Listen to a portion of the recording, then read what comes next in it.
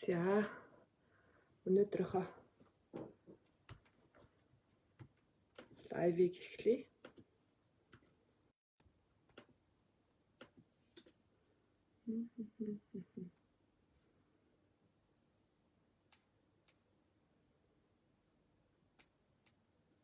Ширлээд.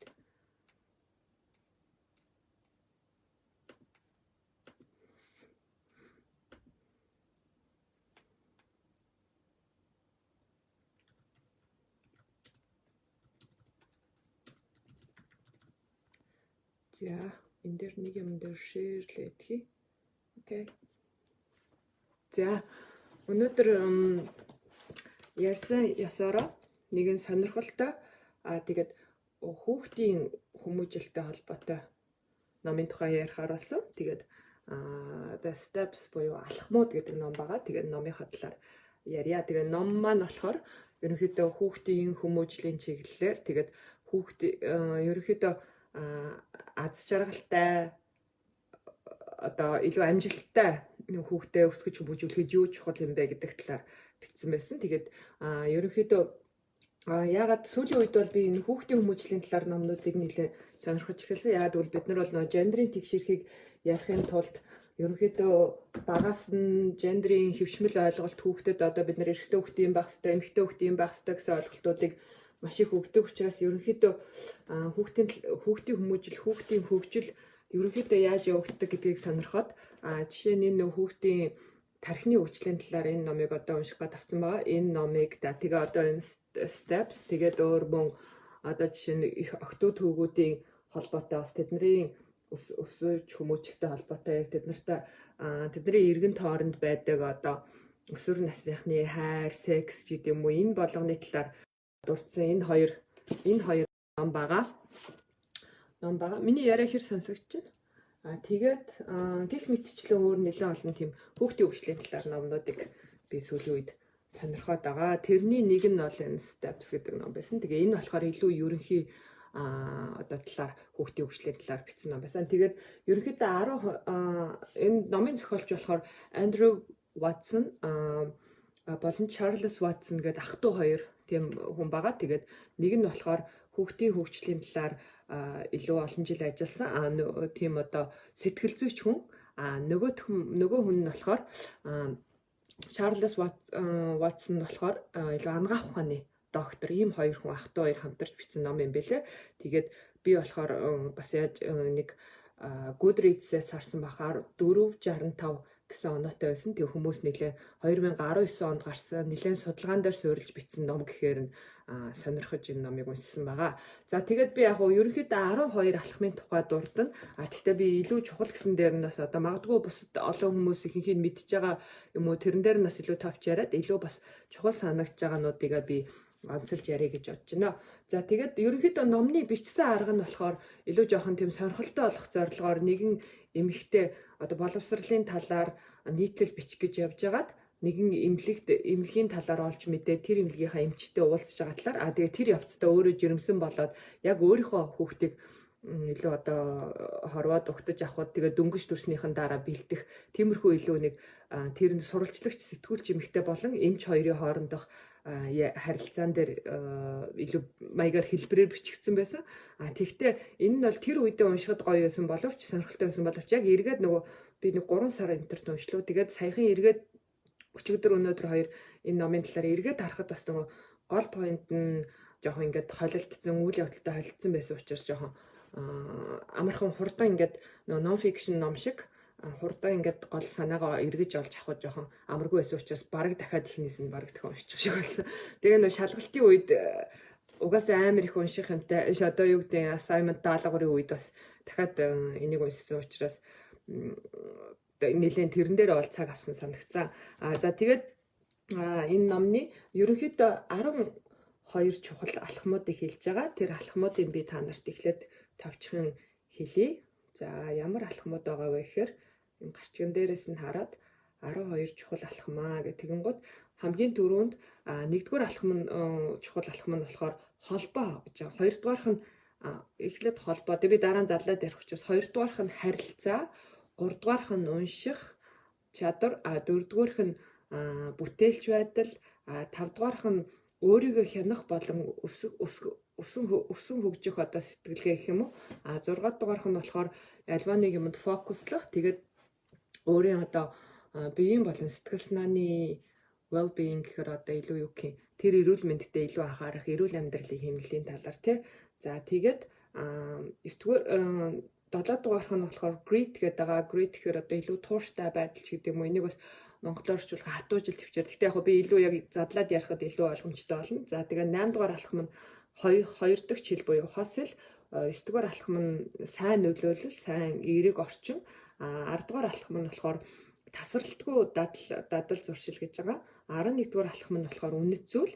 Тэгээ 12 дугаар алхам нь болохоор өөрийгөө мэдрэх гэд. Өөрийгөө илүү танин мэдэх гэд. Энэ алхмуудын талаар бичсэн байгаа ном маань. За тэгээд номны ерөнхийдөө болохоор надад юу гэж санагдсан гэхээр нөгөө дөнгөж төрсэн хүүхдтээр хэрэгжүүлэх чухал болох санаа бүр тэр бүхэл би өөрийнхөө хувьд ч гэсэн хэрэгжүүлэх чухал санаа санагдсан. Тийм санаануудыг ярина.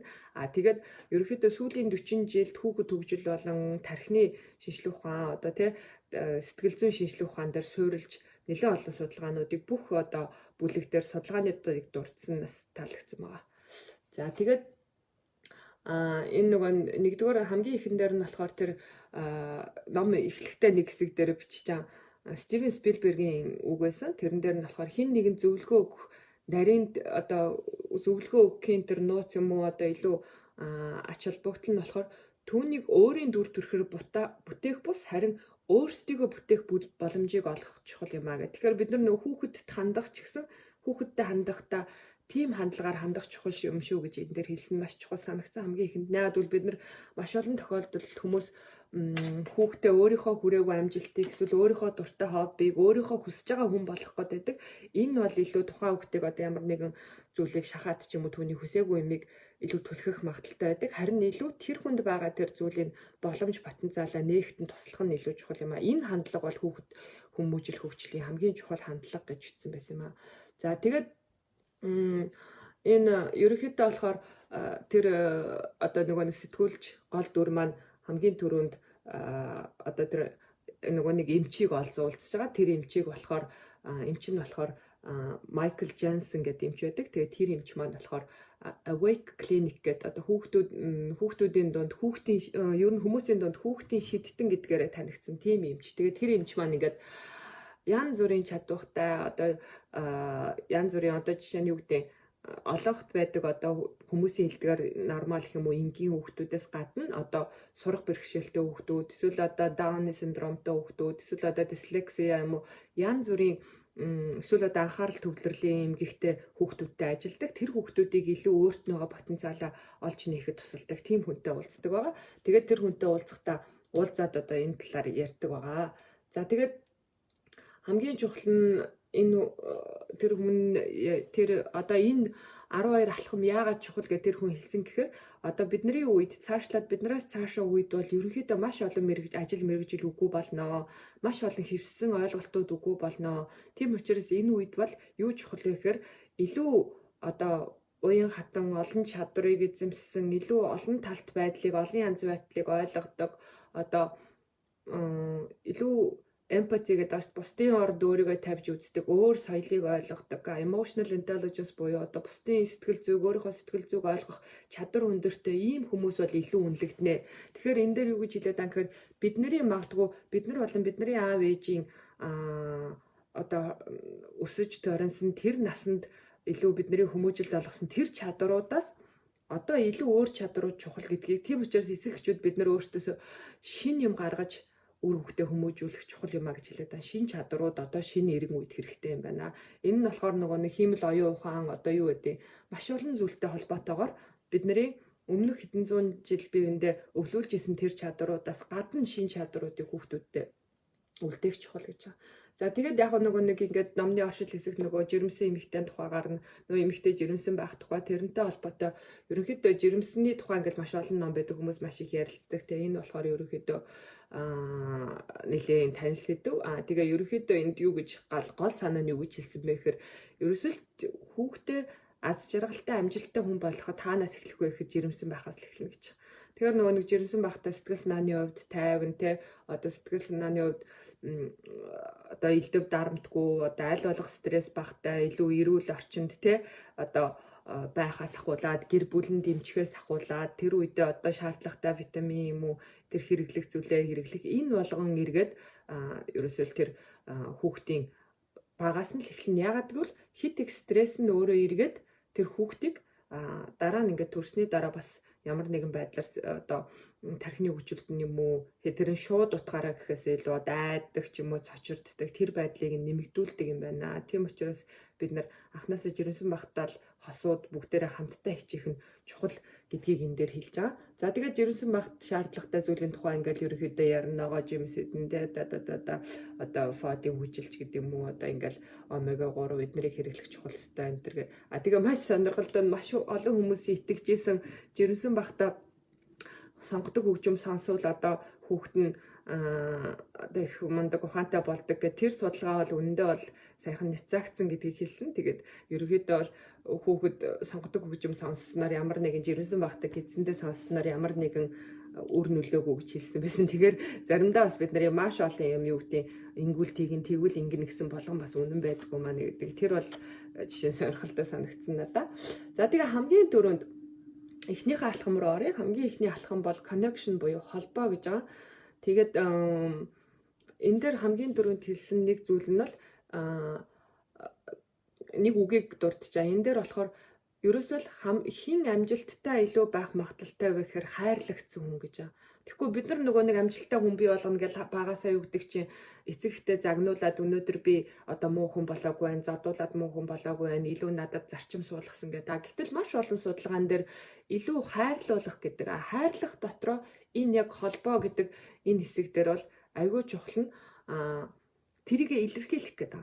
Тэгээ энэ дээр юу гэж хэлсэн бэхээр холбоо бол нэг талаараа хайр мөн хэдий ч хайрыг мэдрэх нь нэг зүйл, хайрыг илэрхийлэх нь нэг зүйл гэдэг. Тэгэхээр холбоо гэдгээрээ connection гэдгээрээ тэр хайраа гаргаж илэрхийлэх нь маш чухал гэдэг. Гэтэл бид нар чинь нэг тийм ойлголт байдаг шүү дээ. Хайрын дотроо хална гаднаач гэдэг юм уу. Энэ ойлголт бол үгүй юм аа.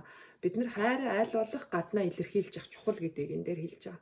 Тэг хүүхдээ тэврэх, үнсэх, нүдрүү нь харах, одоо үсийг нь самнах те эсвэл энэ болгон энэ харилцаа чинь хүүхдэд өөртөө ихтэй байдал, өөрийгөө чухал гэж мэдрэх те энэ одоо юу гэдэг өөрийгөө үнцэнтэй гэж мэдрэх ирээдүйд өөрийнхөө амьдралыг өөртөө ихтэйгээр залхахад нь хамгийн чухал тусалдаг гинэ.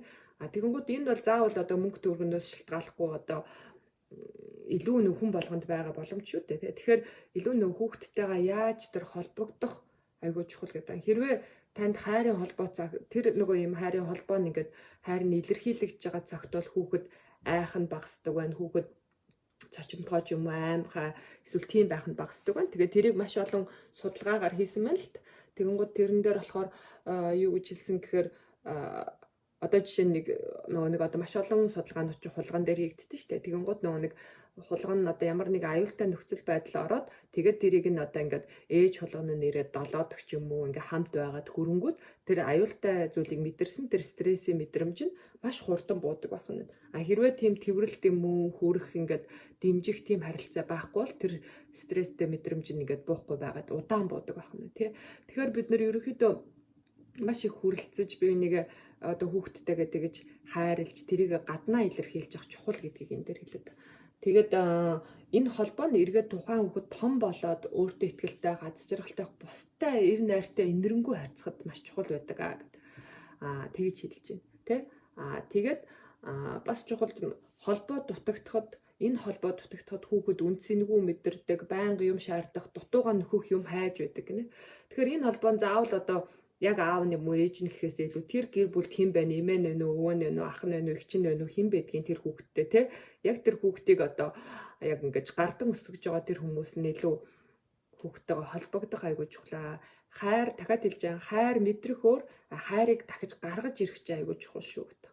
Тэгэхээр энэ дээр тэгж хэлж байгаа. Тэгээ холбоо төтөгдөх үед эргээд үл хайхрах хүчирхийлэл болгоч одоо бүр нөгөө талд нь те бүр нөгөө талд нь хэрвээ бүр ингээд юм холбоо дутагдвал тэр үл хайхрах тэр мэдрэмж ирдэг. Үл хайхрах бол эргээд хүчирхийллийн бас нэг хэлбэр болоод байдаг шүү дээ. Тэгэхээр илүү тэр зүйл.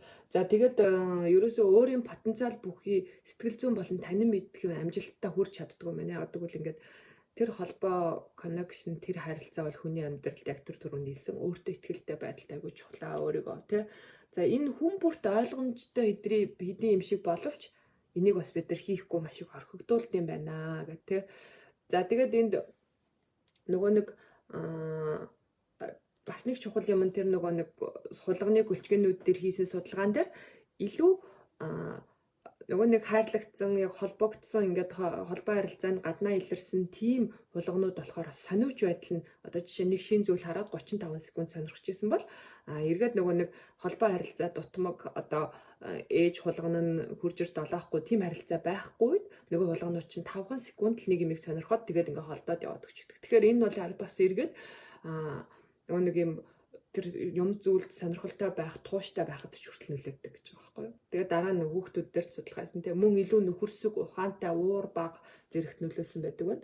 За тэгээд маш сонирхолтой нь энэ болохоор нөө шинжлэх ухааны талаас би болохоор яг бас Монгол үгээр шууд хэлж мэдэхгүй байна. Гэхдээ би илүү шууд юу нэг тархины одоо чухал хэсэгт яг энэ хиппокампус гэдэг нь тэр хэсэгт болохоор нэг тэр хүмүүсийн одоо өөртөө итгэлтэй байдал, өөрийгөө ингээд хянах байдлыг тэр хяндаг тэр хэсэг нь болохоор ерөөсөө л энэ холбоо харилцаатаа бас нэлээд чухал байт юм байна. Тэр холбоо харилцаа нөгөө нэг хулган дээр тэр хэсэг нь ингээд долоогдох тусам хулган тархины тэр хэсэг нь ажиллаж эхэлсэн. Гэтэл нөгөө нэг амиа хорлсон ч юм уу бас ингээд эргээд одоо сэтгэл санааны хүнд гутралын үед орохоор тархины тэр хэсэг идэвхгүй болдог гэж байгаа байхгүй. Тэгэхээр энэ юу гэж хэлээд байна гэхээр ерөөсөө л тэр нөгөө нэг бие биенийг хүрэх, хайртай хүн нь хүрэх, хүрлцэх одоо тэр гэр бүлийнх нь хүмүүс ингэж хайрлж хандах, тэр хайраа илэрхийлэх нь өөрөө эргээд хүнийг илүү өөртөө итгэлтэй тэгээд ийм өөрийнхөө амьдралыг мэдэх эргээд алдсан ч гэсэн босч ирэх тэр боломж. Тэгэхээр биднэрт энэ маань эргээд ерөөсөө юу гэж хэлэхээр ямар нэгэн байдлаар хайр нь дотроо хайрлна гаднаа гэд ингэж ханддаг бол биш юм аа. Ерөөсөө л хайрлах чухал гинэ. За тэгээд бас нэг чухал зүйл нь жишээ нь энэ Майамигийн их сургуулийн хийсэн инкубатор гэдэг машинд нэг хүүхдүүдийг ингээд жоохон дутуу төрхөөр нь хийдэг штэ. Тэр машинд байгаа инкубаторт байгаа хүүхдүүдийг өдөрт 15 минут гаргаж ирээд ээж нь тэврэх. Тэгээд тийм боломж байгаагүй хүүхдүүд хоёрын 15 минут гарч ирээд ээж нь тэвэрсэн хүүхдүүд нь одоо 50% хурдтай одоо өсөлт нь хурдан яагаад хурдсгаад тэгээд одоо 7 хоногийн өмнө инкубатор машинаас гарах ч юм уу. Тиймэрхүү сонирхолтой үр дүн гарсан байна. Тэгэхээр энэ бол маш чухлаа гэж байна. Тэгээд энэтэй холбоотой бас нэг чухал зүйл нь хүний тархинд mirror neurons буюу одоо юу гэх юм толин тийм эдисүүд байт юм байна. Би бас нөгөө нэг тархины шинжилгээ ухааны хүн биш болохоор монгол үгийн сайн болгож чадахгүй баг. Тэр нь болохоор ерөөсөө бусдын үйлдэл, илэрхийлэл, сэтгэл хөдлөлийг тэр зүйлийг хүүхэд тусгал хэлбэрээр илэрхийлдэг юм. Тэгэхээр та хүүхэдтэй хичнээн холбоогоо илэрхийлж ингэж хайрлах тусам хүүхэд бас буцаад хүмүүсийг тэгж хайрладаг, эргээд хайрладаг тийм хүн болоход их нөлөөдөг гинэ. За тэгээд энэ бол ийм чухал гэж байгаа маа. Тийм учраас бид нар одоо юу гэдэг хажууд нь байгаа ч гэсэн уц үзээд байх биш, одоо юу зурагт үзээд байх биш. Энэ бол хангалттай биш юм а гэж аль болох мэдээж хүн болгон өдөр болгон өдөржин тгээс суух цаггүй ч гэсэн аль болох тэр байгаа цаг хугацаагаа илүү холбоогоо ингэж тогтоож хоорондоо холбоогоо нэгтршүүлж авах чухал гэж үзсэн байна. За хоёр дахь нь болохоор communication гэж хоёр дахь алхам буюу харилцаа тий. Тэгэхээр харилцаа бол хүний маш чухал чадвараа өөрийгөө илэрхийлэх, бусдтайгаа ойлголцох, нийгэмд одоо цаашдаа өөрийнхөө байр суурийг олж авах, одоо амжилттай өөрийгөө таниулах гэд маш олон зүйлээр чухал чадвар гэж байна. Тэгээ энэ харилцаа бол ерөөсөө энэ харилцааны чадвар бол чухал. Энэний ялгаатай нь болохоор өмнөх нөгөө холбооноос connection-аас ялгаатай нь болохоор энэ зөвхөн эцэг их хүүхдийн хооронд үүсэхгүй. Одоо найзтайгаа, хамт олонтойгоо, тоглоомтой гэдэг ингээд харилцаа бол янз бүрийн зүйлтэй үүсдэг. Тэгээд энийг нь одоо мэдэж авах чухал гинэ. За тэгээд харилцаа дотор зөвхөн нөгөө ярих биш, одоо инээмсэглэх, хүрэх, нүдээ ирмэг, харц, нүдний хөдөлгөөн, биеийн хилэмжгээд бүгд орд юм байна. За тэгээд яг энд эхлээд ерөөсөө хүүхэд харилцаж сурна гэхээр бид нар ерөөсөө ингээд заримдаа хүмүүсөө хилд орохоор нь гэж төсөөлдөг. Гэтэл ерөөсөө л эхний өдрөөс нь эхлээл бид нар харилцаж явах чухал гэж байна. Тэгээ энэ дээр болохоор хүмүүст анхнаас нь ерөөсөө л төрсөн мөчөөс нь эхлээл ээж нь аав нь одоо хэн байдгийг тэр хүүхдийн гол асран хамгаалж байгаа тэр хүмүүс нь хүүхдтэйгээ ярилцах маш чухал гинэ. Тэгэхээр тэгж ярилцсанаар хүүхэд харилцааг илүү мэдэрч тэгээ тэр нь илүү хурдан хөгжиж хурдан одоо харилцааны чадрууд нь илүү өсдөг юм байна. За энэ дээр болохоор нэг сонирхолтой судалгаа хийсэн, маш сонирхолтой судалгаа. Todd Risley and Betty Hart гэдэг хоёр хүний судалгаа 7-оос 9 сартай хүүхдүүдтэй 42 гэр бүлийг сонгож аваад 3 жилийн турш судалгаа хийсэн байна. Гэхдээ яасан гэхээр энэ 42 гэр бүлдээ 7 хоног болгоно нэг цаг нөгөө ийм аудио бичлэг хийгээд тэгээд эцэг эх нь хүүхдүүдтэйгээ яаж харилцаж байгааг 7-оос 9 сартай хүүхдүүдтэйгээ яаж ярилцаж байгааг бичлэг хийсэн байна. За 3 жилийн дараа үр дүнгээ үзэхэд бол ерөөсөө хүүхдүүдийн үг хэл найруулга зүй ярьж байгаа өгүүлбэр хэрэгжилж байгаа үгсийн сан бол ерөөсөө аав ээжийн тусгал байсан гэдэг. Тэгэхээр бид нар ингээд яг хүүхдтэйгээ ярьж байгаа болон ингээд хоорондоо хүүхдийн хажууд ярьж байгаа тэр болгон хүүхдийн маань үгсийн сан өгүүлбэр зүй одоо юу гэдгийг хэрэгжилж байгаа тэр үгнүүд нөлөөлдөг байна. Бид нар ямар үгнүүд сонгоно тэрийг нөлөөлдөг байна. Тэгээ энэ дээр ингэж жишээ нь нэг одоо бид нар ингээд одоо өнөөдөр ингээл амьдралын нөхцөл байдал өөр байдаг те тэгэнгუთ ингээл амьдралын эдийн засгийн хувьд орлого бага байх тусам тухайн хүүхдүүдтэй зарцуулах цаг нь бага байдаг ч юм уу эсвэл одоо бодиттой үр дүнтэй цаг зарцуулж чадахгүй ч гэдэг юм эсвэл орлого нь арай их байх тусам одоо тийм цагаа илүү зарцуулах боломж үүсдэг ч юм уу те тэгэнгуთ энэ дээр бол ингэж бага орлоготой айлын хүүхэд нэг цагта 616 үг сонссон бол дундаас дээш орлоготой айлын хүүхэд нэг цаг дотор 2500 үг сонссон гэж байна. Тэгэхээр энийг нөгөө нэг аудио бичлэгээр нэргээд үзэх нь шүү, тэ. Тэгэхээр энэ дээр яг энэ Америкийн бол юу судалгаа. Тэгээ энэ дээр болохоор дээр нь эргээд нөгөө нэг хүүхэд нь 3 настайтай байхдаа хэрвээ бага орлоготой айлын хүүхэд нь нөгөө нэг бага үг сонссон учраас эргээд 3 настай байхдаа үгсийн сан 525 үг байсан байна. Нөгөө талд илүү нөгөө нэг арай дундаас дээш орлоготой гэр бүлийн хүүхэд нь үгсийн сан 1100-аад үгс байна. Тэгэхээр чинь бид нар юу гэж хэлэх гээд байна гэхээр бага орлоготой хүмүүс муу гэсэндээ биш. Тэдний амьдралын боломж өнөөдрийн хэмнэл нь магадгүй маш их завгүй байдаг учраас одоо бас энд ингээд бүрэн цаг зарцуулж чаддгүй гэж магадгүй. Гэхдээ энэ бид нар бол хүүхэдтэй хажуу талд нь ярилцах, тэгээд ямар үг хэрэглэх, юу ярилцах гэдэг нь маш чухал байт юм байна. 7-оос 9 сартай хүүхдүүдийг 3 нас хүртэл нь ажигласан гэж байна шүү дээ. Тэгэхээр чи энэ юу гэж хэлж ийнэ гэхээр бид нэр тэр бага насны хүүхдүүд 3 нас хүртэл бид нар 3 нас хүртэл одоо тийм чухал үгнүүд сурах хүртэл ингээд бид нар ойлгохгүй ч гэсэн тэр ойлгохгүй гэж бодож магадгүй зарим хүмүүс гэтэл маш их зүйл сурч яадаг байна. За тэгээ бас маш сонирхолтой байна.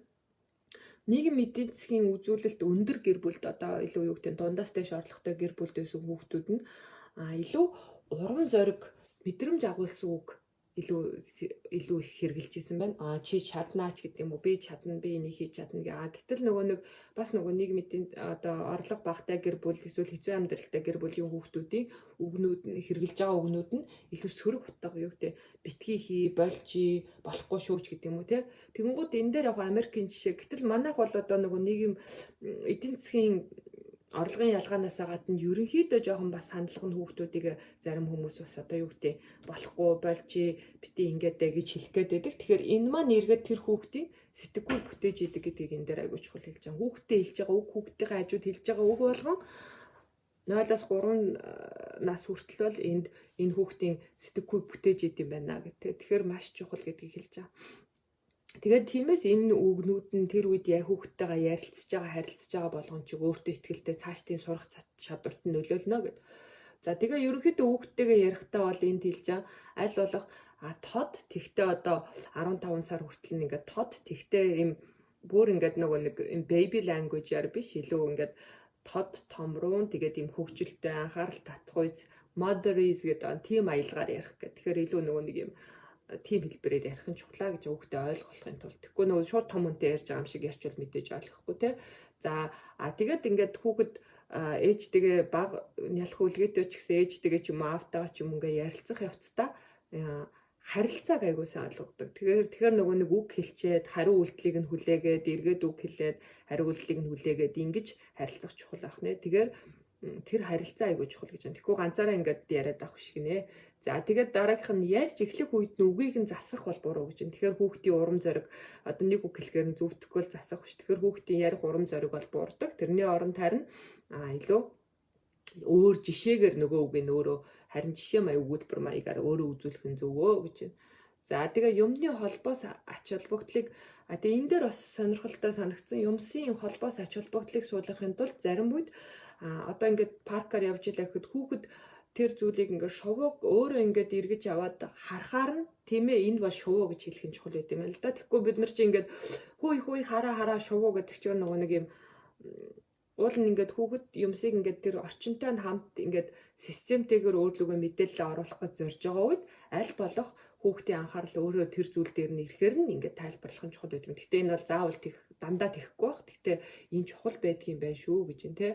За жишээ нь нөгөө нэг хүүхдээ одоо юу гэдэг хэд их телевиз үзүүлээд байх энэ төр нас харилцааны хөгжилд бас сайнаар нөлөөлдөг гэж байна. Яагаад гэвэл одоо юу гэдэг телевиз бол жишээ нь хүүхдтэй харилцахгүй учраас хүүхэд тэнд хариу үйлдэл үзүүлээд уйлаад инээгээд үг хэлсэн ч гэсэн ингээ өөрийнхоороо ярьсан ч гэсэн телевиз юм уу одоо нэг альва интернет төр зүйл маань эргээд хүүхдэд хариу үйлдэл үзүүлэхгүй учраас хүүхдүүд бас тэрэн дээр одоо харилцах чадвар нь бас илүү хурдан өсгөөсөө илүү багасдаг байх нэ. За тэгээ энэ дээр бас маш чухал нэг юм хэлээд critical period гэж байдаг хүний хөгжилд. Тэгэхээр энэ юу гэдэг анхээр хүн болон амьтны хөгжил тодорхой маш чухал үе байд юм байна. Энэ нь бол олон зүйлийн хөгжил сурах чадвар дээр гарч ирнэ. Жишээ нь одоо энэ дээр нэг авсан жишээ нь муужгааг ингээд төрснөөс нь эхлээд одоо юу гэдэг 3-аас энэ гэхдээ бүр 70 онд хийсэн судалгаа юм байна л да. Одоо бол хийвэл айгүй амьтны эрх зөрчсөн судалгаа болно. Одоо 3-аас 6 сар ч юм уу муужгааны нүдийг таглаад тэгэнгუთ ингээд 3-аас 6 сарын дараа тэр нүднийг нь боолтыг авахд тэр муур бол нөгөө харах боломжгүй тэр нүд байсан ч гэсэн одоо харах боломжгүй болдог. Тэгээ энэ бол нөх харгас судалгаа. Гэхдээ энэ судалгаагаар 70-аад онд одоо бол хийгдэхгүй тий. Энэ судалгаагаар юу гэж хэлсэн гэхээр тодорхой чадварууд хөгжихийн тулд яг тэр нэг чухал critical тэр чухал үеүүд байдаг. Чухал цонх үе байдаг. Энийг ашиглах чухлаа гэдэг. Тэгэхээр одоо тэггүй бол хүний тархичийн өөрөө тэр хэрэглэхгүй байгаа тэр эдис холбоонуудаа устгаж явд юм байна л да. Тийм учраас одоо жишээ нь дараагийн дараагийн хэсгүүд дээр гарна. Жишээ нь гадаад хоёр хэл сурах дээр энэ бас ач холбогдол нь ямар вэ те. Энд дээр тэгэхээр нөгөө нэг харилцаан дээр болохоор ерөөсөө энэ харилцааг тэр одоо ерөөсөө төрсэн баг үеэс нь тэр цэсмаа 3 нас хүртэл хамгийн чухал гэдэг байгаа тэр одоо хүүхдийн тэр харилцаандаа өөртөө ихтэй байдлыг олж авах, харилцаандаа одоо бусдыг инэрч хайрладаг, бусдыг ойлгодог тэр чадварыг олж авах аюул чухал гэдэг байхгүй. Бид нэр харахад шууд тэгж мэддэхгүй ч гэсэн тий. За тэгээд энэ дээр энэ жишээ нь гадаад хэл сурахад энэ нэг сонирхолтой судалгаа байгаа. Япон хүмүүс дээр хийсэн. Тэгээд 7 сартай хүүхдүүдэд болохоор R болон L үсгийн ялгаатай зүйлийг сонсоход бол ялгаж байгаа гэж байна. Хүүхдийг энийг ялгаж байгаа хэсгийг үздэг тодорхой аргууд байдаг те. Гэтэл нөгөө нэг тэрнээс дээш насны хүмүүст Япон хүмүүст R болон англи R болон L үсгийн ялгааг сонсох чадвар нь маш их багасдаг гэх. Тэгэхээр нөгөө нэг одоо яг энэ дээр юу гэж хэлээд байгаа бол гадаад хэл сурах эсвэл тэр үгийн жишээ нь яг хэллэгийг сурах тодорхой цонх үе байсан. Тэр цонх үеэ өнгөрүүлчихээр жишээ нь том болцсон хойно гадаад хэл сурах болоос амаргүй байдаг шүү дээ тий. Тэрнтэй холбоотой энэ цонх үеийг ашиглах хэрэгтэй гэх. Тэгээд энэ тухай хэлсэн.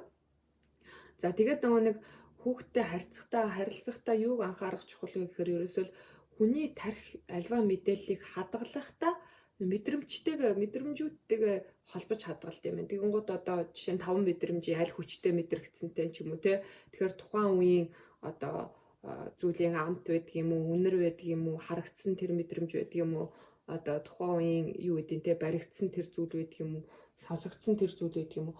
Энтэйгээ холбож мэдэрдэг учраас хүүхдийн харилцаагаа хөгжүүлэхийн тулд хүүхдийн харилцааны чадрыг хөгжүүлэхийн тулд аль болох олон зүйлийг шинээр туршиж үзэхэд нь туслах хэрэгтэй гэдэг. Тэгэхээр нөгөө нэг хүүхдтэй олон юм авч өгөхөөс илүүтэйгээр олон мэдрэмжийг өгөө гэд одоо амралтын өдөр тэнд очиж үзэх одоо ийм амьтны үргэлжлэнч гэдэг юм одоо юу гэдэг парк ч юм уу те янз бүрийн газар очиж тэр мэдрэмжийг өгөх нь илүү чухлаа гэдэг энэ дэр хэлээд. Тэгжиж хүний тарих эхний тэр мэдээллүүдэд аваад түүн дээрээ нэмээд дараагийн мэдээллүүдэд харьцуулж хийдэм юм. Жишээ нь лимон гэдэг амсч үзээд гашуун байвал дараагийн удаа өөр зүйлийг амсч үзээд энэ нөгөө түрүүн идсэн лимоноос одоо эсэглэн байдал нь бага онч гэдэг юм. Иймэрхүү байдлаар хүн мэдээлэл цуглуулдаг учраас цаашдаа мэдээллийг бүтээдэг учраас маш олон төрлийн зүйлийг мэдрүүлэх илүү хүүхдэд хөгжүүлж байгаа хэлбэр юм а гэдэг. Мэдрэмжийг өг гэж хэлээд байна. За тэгээд шинэлэг орчин, шинэлэг зүйлийг мэдрүүлэх чухал те. За тэгээд энэ дээр нөгөө нэг яг одоо бас л нөгөө нэг хулган дээр судалгаа хийж байгаа. Хулган нөгөө нэг ямар орчинд байхаас ихсүүлээд илүү одоо маш баялаг тийм одоо хүрээлэн буй орчинтой торон дотор байсан хулган илүү олон зүйлийг таньж мэдрэх сонирхолтой, илүү одоо амьдралын хэмнэл их байсан бол одоо торон дотор нь юу ч байхгүй байх тусмаа тэр хулган одоо таньж мэдэх сонирхол бага, эсвэл одоо юм өөрийгөө идэвхгүй тийм байдаг гэдэг. Гингууд энэ дээр бас тэр судалгаан дээр. Тэгэхээр биеийн хөгжил болон энэ дээр бас нэг маш сонирхолтой юм хэлсэн байсан. Тэгээд биеийн хөгжил болон танин мэдхүйн хөгжил холбоотой гэдэг. Тэгэнгუთ нөө энэ дээр юу гэж зөвлөж байгаа юм гэхээр өөр номнууд дээр бас тэгсэн гэдэг өөр шинжилгээ ухаанд гэдэг чинь хүүхдийг ерөнхийдөө одоо зөөлөн аюулгүй гадаргууд дээр урууга харуулж байлгах нь хүзүүн нурууны одоо булчингийн хөгжлийг сайжруулдаг юм л да. Тэгэнгუთ тэр нь болохоор эргээд биеийн булчин хөгжил сайжрах тусмаа оюуны хөгжил нь бас хурдцдаг гэж байгаа байхгүй. Тэр бас сонирхолтой санагдсан. За тэгээд харилцаан дээр эргээд ингээд эргүүлээд хэлэхэд бол энэ бол хоёр урсгалт зам гэдэг шиг харилцаан дээр үргэлж хоёр урсгалыг нялх хүүхэд байсан ч гэсэн хоёр урсгалыг харах нь чухал гэж байна. Хоёрдугаарт баг нялх хүүхэдтэйгээ байнга ярилц гэж байна. Гуравдугаарт тэр юм харилцааны одоо 3 нас өрөөгүй юм чинь юу ч ойлгохгүй биш гэж хүмүүс боддгоо л ах л да. Тэгээ зарим хүмүүс бас тэгж бодох нь их байдаг байх нь. Тэгэхээр тэр харилцааны чухал цонх үеийг бол алдахгүй хүүхдтэйгээ маш сайн энэ үед нь харилцаж яхад чухал юм шүү гэдэг нь тий. Тэгээд аль болох олон янзад тийм мэдрэмжүүдийг хүүхдэд мэдрүүлэх чухлаа гэж байна. За тэгээд энэ хэсэгт тэгж аа. За дараагийнх нь 3 дахь алхам бол надад би бас маш их өмнө нь бол эргэлзээтэй ханддаг байсан тийм алхам байсан. Тэгээ би өмнө нь эргэлзээтэй ханддаг байсан. Тэгээ одоо би ч гэсэн энэ талаар нэлээд шинээр сурч аваад тэгээд илүү бас цаашаа судлах хэрэгтэй юм байна гэж бодсон. Энэ болохоор нөө эрт унших гэх та нар бас зарим нь сонсч байсан баг. Glenn Doman гэх тэ хүний гаргасан how to teach read to your how to teach your baby to read гэх тэ бүр baby гэж бас тэгэхээр нялх хүүхдэд эрт унших талаар заана гэж байгаа байхгүй. Тэгээ би өмнө нь бол бас итгэлгүй байсан. Яагаад хүүхдийг зүгээр өөрөөр нь байлгахгүй ингээд баг багаас нь уншуулах чухал юм бэ гэх тэ. Тэгэнгუთ энэ бол ерөнхийдөө бас нэлээд олон судалгаануудыг дурдсан байсан. Тэгээд бас сонирхолтой санагдсан. Тэгэхээр нэгдүгээрт бол ер нь цаашдаа хүүхдийн эрт уншуулт сурах нь болохоор цаашдаа урт хугацаанд хүүхдийн сурах болон хүүхдийн унших төр сэдэлт бол маш эерэг нөлөө үзүүлдэг гэж байгаа. Тэгээ бас тархины хөгжлийг бол илүү хурцгаж байдаг. Мөн харах, хүрэх, амтлах те энэ тохиолдолд бүрт мэдээллийг одоо эдгээр бүгдээрээ энэ нөгөө нэг бие биентэйгээ энэ одоо чадварууд ингэж хоорондоо одоо нэг ингээл зөвхөн энэ нь унших, нэг нь бол зөвхөн энэ ингээ ингэх биш.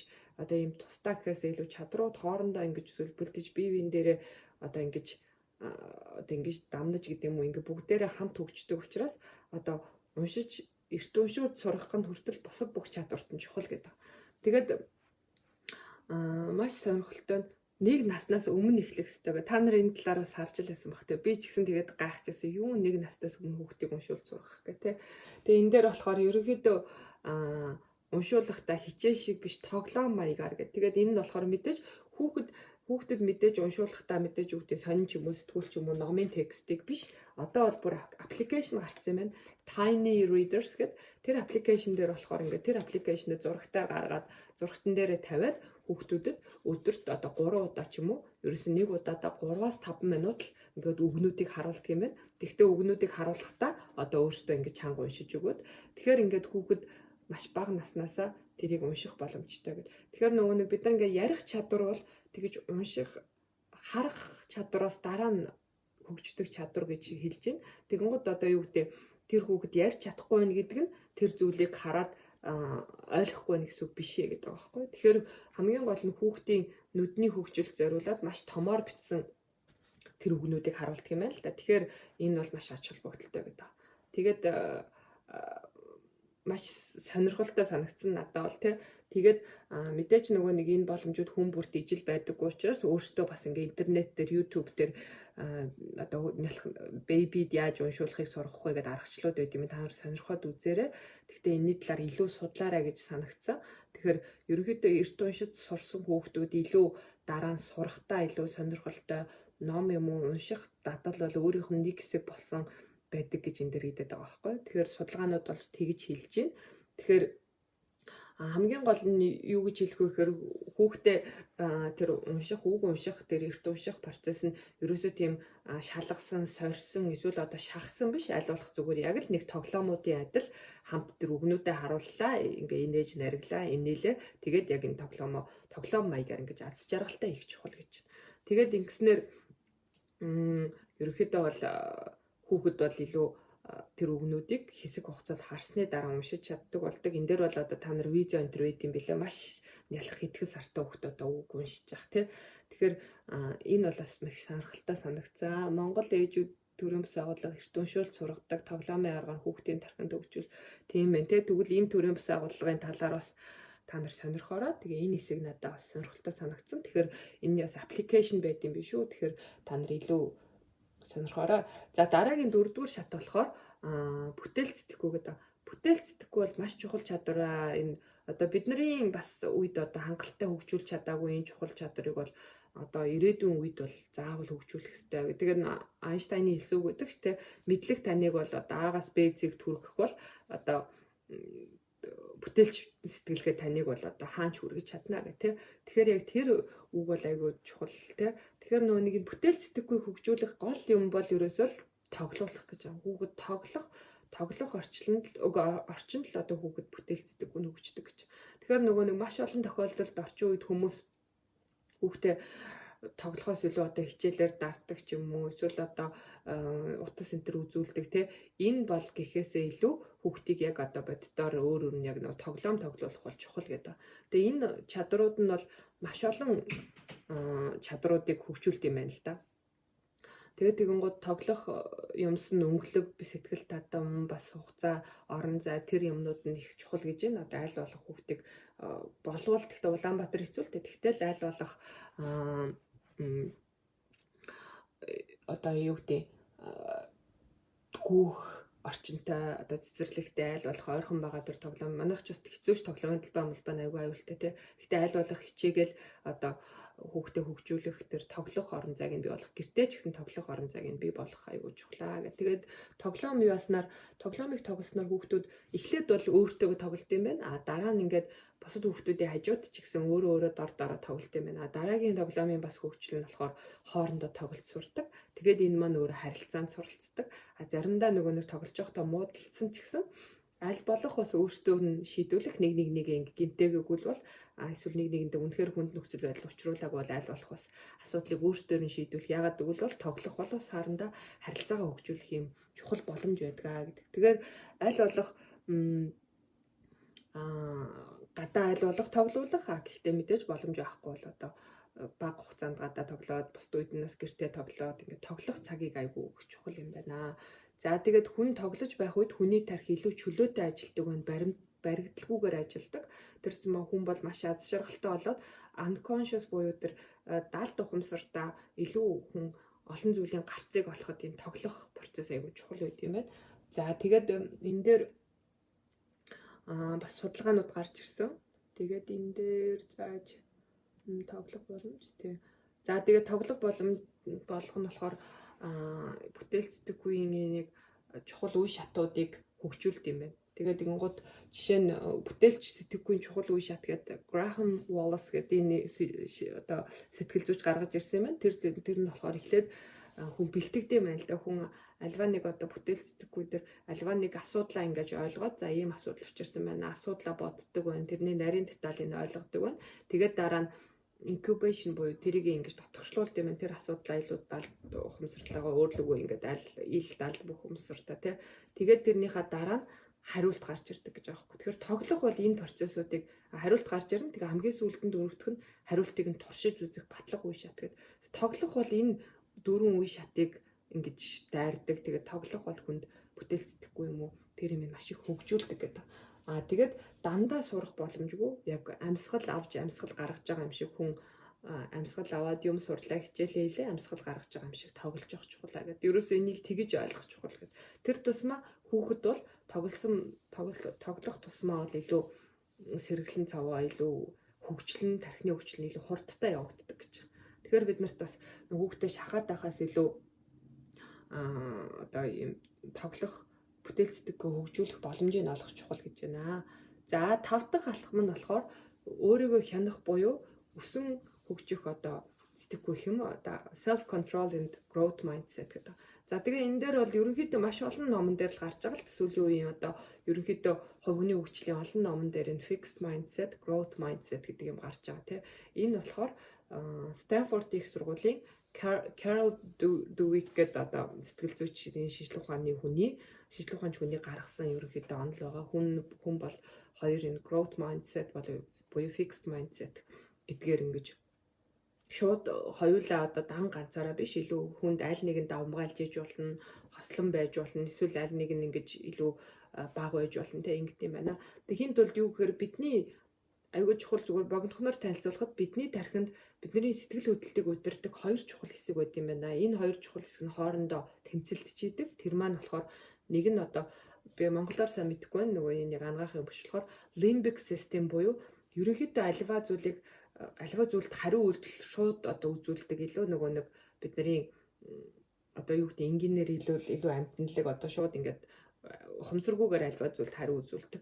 А нөгөө талаас prefrontal cortex буюу илүү тархины урд хэсэгт өөрийгөө хянах илүү рационал буюу оюун дүгнэлт хийж хандах тэр хоёр зүйл маань илүү бидний тархины сэтгэл хөдлөлийг ерөнхийдөө бидний маш олон зүйлийг шийд юм байна. А тэгээд хүүхдийнх бол эхлээд prefrontal cortex нь бол хөгжиж идэг. Одоо юу гэдэг оюун дүгнэлт хийж өөрийгөө альва зүйлийг энийг хийх үгүй юу гэдгээ шийдэх бол илүү багаар хөгжиж идэг.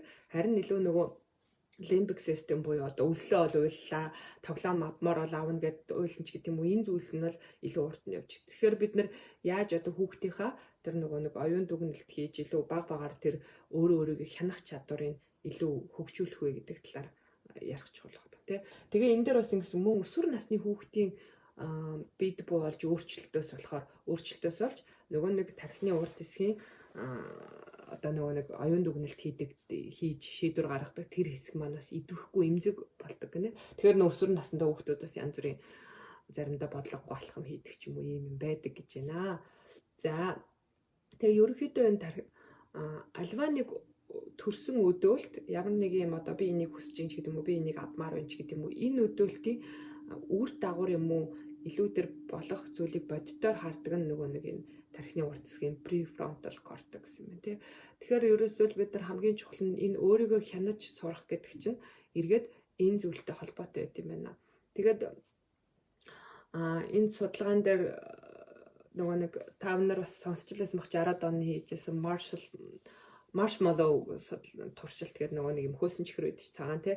Тэр хөөсөн чихэр дээр ерөнхийдөө нэг хүүхдүүдийг суулгацсан. Тэгээ хүүхдүүдэд өрөөнд за одоо та нар ингээд судлаачид 15 минут би явчаад ирнэ. Тэр хооронд энэ чихрийг идэж болохгүй. Хэрвээ идээгүй байж ивэл дахиад чихрээр шагнана гэх. Тэгэнгүүт хүүхдүүд яаж хандчаа гэх. Тэгээд тэгэнгүүт хүүхдүүдийн 70% нь бол тэсэлгүй идсэн байсан.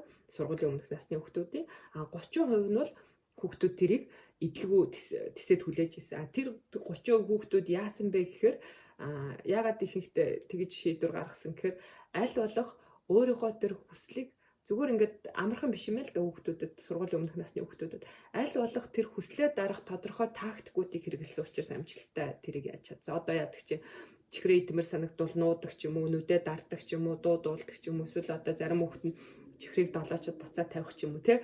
Тэгэхээр энэ дээр нь ягаад ийм үйлдэлүүд хийсэн гэхээр тэр хэсэг хүүхдүүдэд ер нь өмнө нь орохт нь тодорхой аргачлалуудыг сэтгэл зүйчид зааж өгсөн байна. Тэгэхээр энэ дээр юу гэж хэлээд байна гэхээр бид нар хүүхдүүдтэй тэр хүсээгүй зүйлийг юм уу одоо бид нар чихэр идэж болохгүй гэж загнаад байдаг.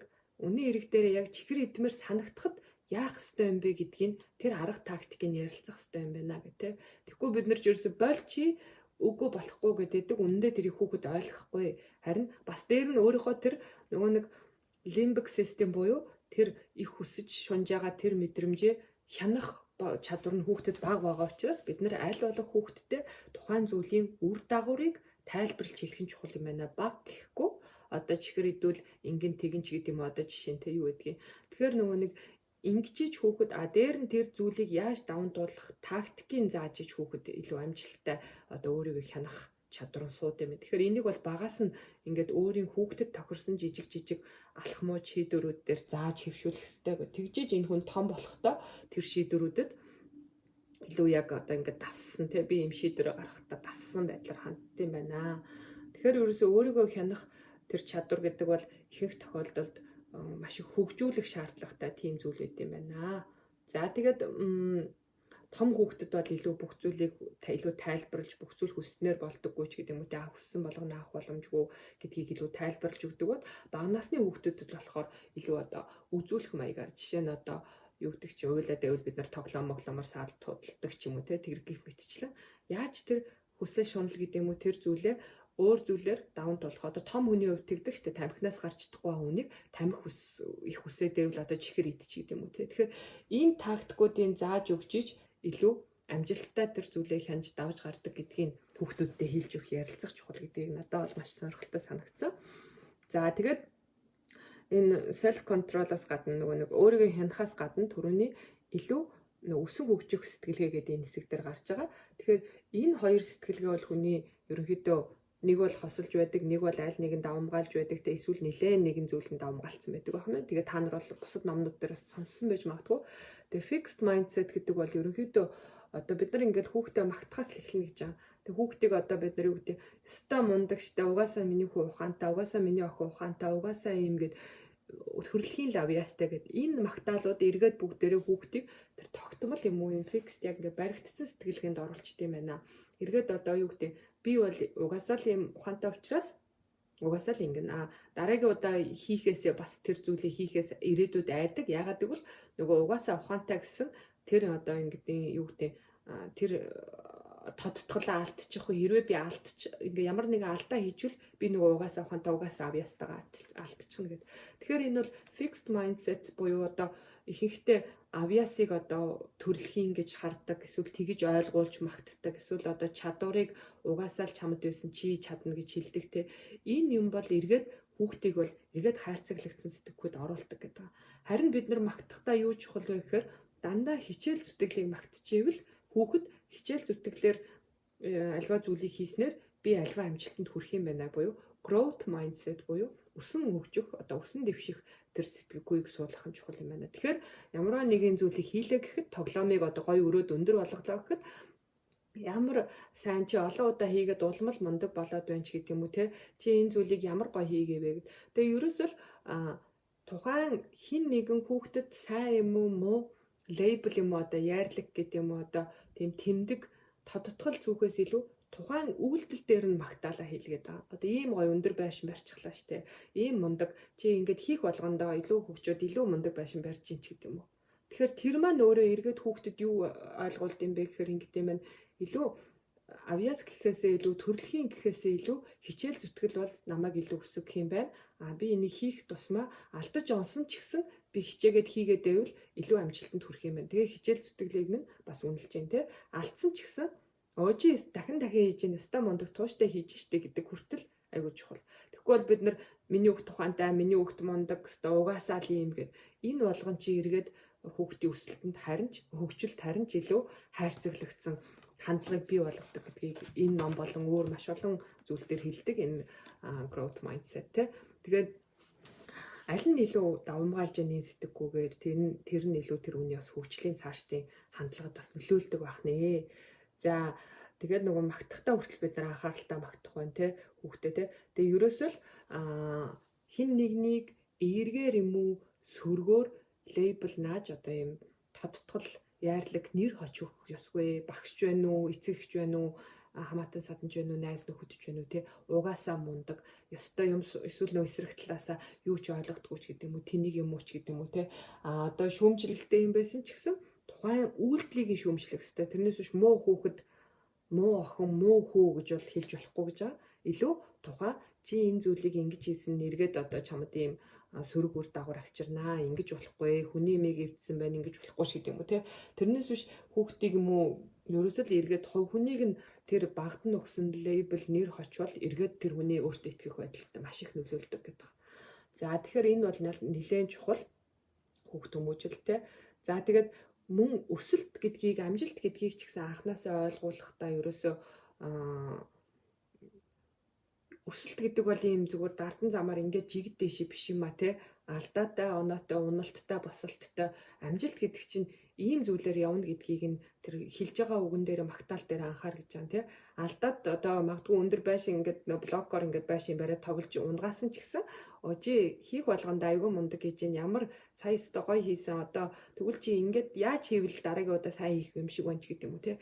Тэр хэлж байгаа, харьцаж байгаа үг болгон маань тэр хүүхдийн өөртөө итгэх итгэлийг нь одоо бүтээн байгуулж байд юм байна гэдгийг л аягүй сайн санах хэрэгтэй чухал юм байна. За тэгээд ингээдээд юу яагаад авиасыг магтахаас илүү хичээл зүтгэлийг илүү үнэлээл гэдэг. Хичээл зүтгэл те. Авиас гэдэг бол хүн бүрт янз бүр байж болно. Заримдаа авиастай хүн байж болно. Заримдаа бас үгүй байж болно. Гэхдээ амжилтанд хүрэх боломж нь хичээл зүтгэлээ илүү хийсэн хүмүүст байдаг шүү гэдгийг маш олон амжилттай хүмүүсийн бас жишээ хэлээд байгаа. Тэгэхээр тэрийг анханасаа хүүхдтэй суулгах чухал байна гэд. За тэгээд нөгөө нэг одоо хүүхдтэйгээ одоо юу гэдэг рол модель юм үлгэр дуурайл болсон хүний тухай ярихдаа ч гэсэн шууд зурагтаар гараад ийм мундаг байшин барьсан хүн байна, ийм мундаг амжилт гаргасан хүн байна гэхээсээ илүү тэр хүний энд хүрэх гэж яаж хичээл зүтгэл гаргасныг бас хүүхдтэй хуваалцаж ярих, суралцах чухал гэж байна. Тэгжиж хүүхэд одоо өөрийнхөө ирээдүйн мөрөөдөл амжилтыг тэр ингэж би хичээл зүтгэлээр очих юм байна гэж тэгш үе шаттайгаар ингэж сэтгэдэг, хардаг, тэгээ өөртөө итгэдэг болох юм байна. Тэрнээс биш угаасаа юм мундаг хүн ямар мундаг юм бэ? Ста авьяастай хүн юм а. Энэ хүн ч төрөлхийн юм а ч гэдэг юм уу те. Энэ хандлагууд бол хүүхдийг илүү нөгөө нэг юм хайрцаглагдсан сэтгэхүйрөө илүү ханддаг юм байна гэдгийг бас айгуу чухал бичсэн.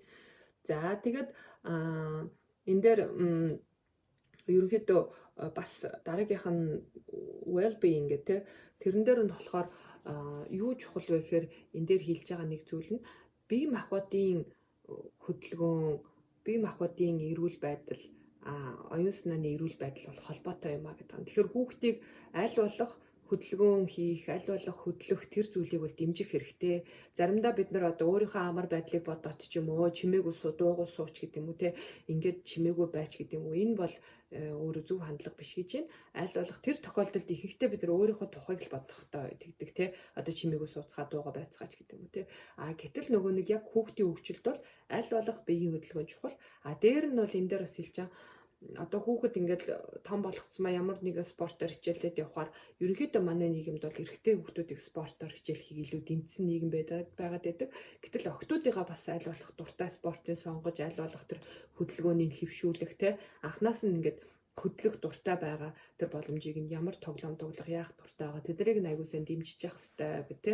Тэгэхгүй бол бид нар анханасаа хүүхдээ хөдлөхгүй байсаар байгаад дасгачаад нөгөө хүн том болчоод дасгал хөдөлгөөн хийхээр тэр хүнд маш хол хэцүү те хийж чаддгүй зовдөг зүдэрдэг ч юм уу те одоо том болчоод хүмүүс юу гэдэг хөдөлгөөн хийх гэж маш их өөрөөсөө зориулт гаргаад маш их өөртөө ачаалттай учирч штэ. Тэгэхээр илүү тэр дасгал хөдөлгөөн биеийн эрүүл байдал бол багаас нь дадлуулахын тулд дуртай спорт, дуртай ямиг дэмжиж байгаа охин ч байсан хүү ч байсан энэ бол чухлаа гэх те.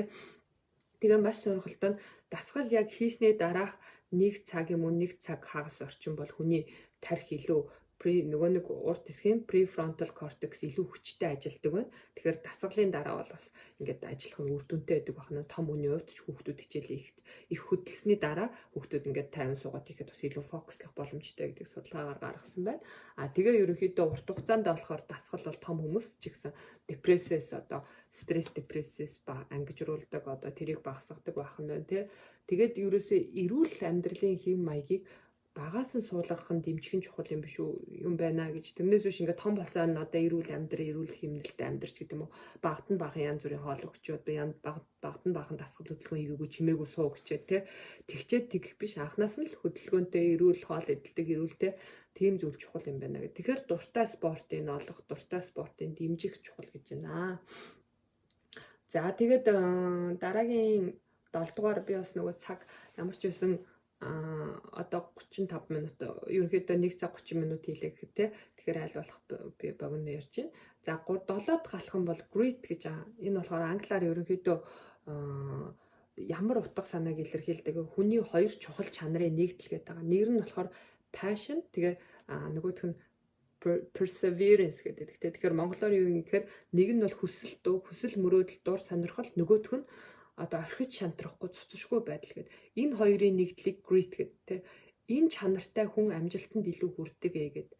Тэгэхээр бид нэр хүүхэдтэй яаж хүсэл мөрөөдөл дур сонирхлоо олоход нь туслах уу? Бас дээр нь түүнийхээ төлөө одоо орхиж хаялгүй, цуцшгүй, шантаршгүй одоо явдаг болоход нь тэр зан чанар хоёрыг суулгах вэ. Тэр зан чанарыг суулгаснаар нөгөө хүүхдүүд маань илүү том болсон онож гэсэн амжилтынхаа төлөө явхад илүү ач холбогдолтой байдаг байх нэ. За энэ дээр хэлж байгаа багахан хэмжээнд байгалийн чанар байж болно. Энэ бол анханасаа одоо их gritтэй, анханасаа их gritty одоо юм тууштай зорилго мөрөөдлөгөө төлөө явдаг хүн байж болно. Гэхдээ маш олон тохиолдолд орчны нөлөө гэдэг юм тий. Маш олон тохиолдолд орчны нөлөө. За баярлалаа хүмүүсээс бичиж чинь тий. Тэгэхээр бид нар юу гэж хэлэх вэ гэхээр хамгийн дөрөнд одоо ингээл төсөөлөх нь байна л да. Хүсэл мөрөөдөл гэдэг бол passion гэдэг бол хүн өөрийнхөө юунд дуртайг олж аваад магадгүй одоо луужин гинэ хаашаа явмаар байгаагаа олох. Харин бол түрүүний нэг perseverance болохоор ерөөсөө тийшээгээ яаж асуудал бэрхшээлийг даван туулаад тууштай зүтгэх вэ гэдэг тэр чадвар гэж. За тэгээд ерөнхийдөө хүүхдийгээ тэр passion буюу хүсэл мөрөөдлөө олж авахт нь яаж олуулах юм бэ гэд. Ерөнхийдөө маш олон түрүүний санааг эргэж хэлж илээ. Маш олон мэдрэмж туршлагуудыг хүүхдэд өгөө. Тэ одоо ингээл амар үнэтэй юм өгөөд байхаас илүү маш олон зүйл аль болох үзүүл, харуул, дуртай зүйлсийг хийлгэж үзүүлэлт олон газар очиж тэр болгон хүүхдэд өөрийнхөө зорилго мөрөөдлийг олоход нь ингээд шинэ нээлтүүд болдго юм байна. Тэгээд хүүхдийгээ бас их анзаарах нь янз бүрийн тоглох спортоор хичээлэхэд алинтай илүү холбогдож байна те магадгүй одоо хөгжимч гэдэг юм уу зурагч гэдэг юм уу эсвэл спорт байна уу одоо юу гэдгийг те энэтэй алинтай илүү холбогдож байна гэдгийг нь харж агаад тэгээд тэрэн дээр мэдрэмжтэй байж агаад тэр нэг аль нэг дуртай зүйлээс нь эхлээд тэрийг нь хөгжүүлэх гэж оролдож үзэх нь байна. Гэхдээ энэ нь бол нөгөө хүүхдийн хувьд өөрчлөгдөж болох учраас хугацаа авч магадгүй. Гэхдээ альваа сонирхож байгаа зүйлийг одоо илүү жоохон тэрийг илүү таньж мэдхэд нь байнга тусалж дэмжиж явах чухал гэж байна. Одоо зураг зурмаар дуртай хүүхдээ үл аль болох одоо зураг зурах боломжийг олдуулдаг ч юм уу те илүү бий болгодог ч юм уу. За тэгээд бас нэг зүйл нь арай одоо ингээд том болоод ирэхээр юм уу одоо сургуулийн насанд төгөөд юм уу сургуулийн эхний насанд ороод ирэхээр нь альва нэг зүйлийг эхлүүлээд аль болох түүнийг тууштай явахт нь жоохон дэмжиж өгөх хэрэгтэй. Тэр зүйлийг хийхэд одоо ингээд саад болоод байгаа зүйлүүдийг аль болох багасгаж тий. Нөгөө дуртай зүйлээ хийх боломжуудыг нь нэмэгдүүлэх хэрэгтэй гэнэ. Тэгжээж нөгөө хүн чинь илүү одоо дэмжлэг нь хэрэгтэй болсноор тэр зүйл бас нэг ядаж эхний нэг шатны үр дүнгуудыг үзэж тэр амжилтуудыг үзснээр тэр амжилтуудыг ингэж магтаж одоо тэр амжилтуудыг нь талархаж түрүүний нөгөө нэг хичээл зүтгэлийг үнэлснээр нөгөө зүйлдээ бас илүү урам зоригтой урт хугацаанд явахт нь бас туслах хэрэгтэй ахна. За тэгээ ерөнхийдөө харахад бол хүн бол энэ дээр хэлж байгаа маш олон өөр номон дээр ч гэсэн Atomic Habit дээр хэлжсэн тий хүн бол ерөөсөө зуршлын амтаа ингээд тэгэхээр зуршлыг бий болгох чухлаа гэх. Тэгэхээр ерөөсөө өдөр бүр тэр зүйлээ хийх боломжийг нь бий болгоод байвал тэр хүүхэд ингээд дуртай байна уу дургүй байна уу хийж агаад тэгээд яг тэрнтэйг үнэхээр дуртай байвал тэр зүйлтэйгээ холбогдож үлдэх нь тий. Тэгэхээр тэр зуршил чухал гэж байна. Тэгээ энэ дээр яг хүний зан чанараас шалтгаалаад заримдаа оптимистик буюу өөдрөг сэтгэлтэй хүн бол ерөнхийдөө их gritty буюу одоо тийм хүсэл тэмүүлэлтэй тэгээд тэрийг хэрэгжүүлэх одоо урт хугацаанд хэрэгжүүлэх тийм тууштай байдалтай байдаг юм байна. Гэхдээ яг үл тэр хүн за ирээдүйд энэ зүйлийг хийвэл өөрчлөлт ирнэ гэж итгэдэг. Хоёрдугаарт нөгөө хүн маань илүү өөрийгөө ч гэсэн зоригжуулж чаддаг байх нь. Гуравдугаарт бас одоо алдаанаасаа сургамж авч сурдаг. Пессимист буюу жоохон готрон үзэлтэй хүнд жоохон хэцүү байж магадгүй. Тийм хүүхэд байвал бас одоо анханасаа хүмүүс зан чанарын хувьд жоохон өөр байдаг учраас тэрэн дээр нь илүү дэмжлэг хэрэгтэй шүүлгээд байгаа. Илүү дэмжлэг хэрэгтэй, илүү тулж ажиллана гэд. За тэгээд хүүхдийг шүүмжлэх ус илүү урам зориг өөртөө итгэх итгэлийг бий болгож явах хэрэгтэй.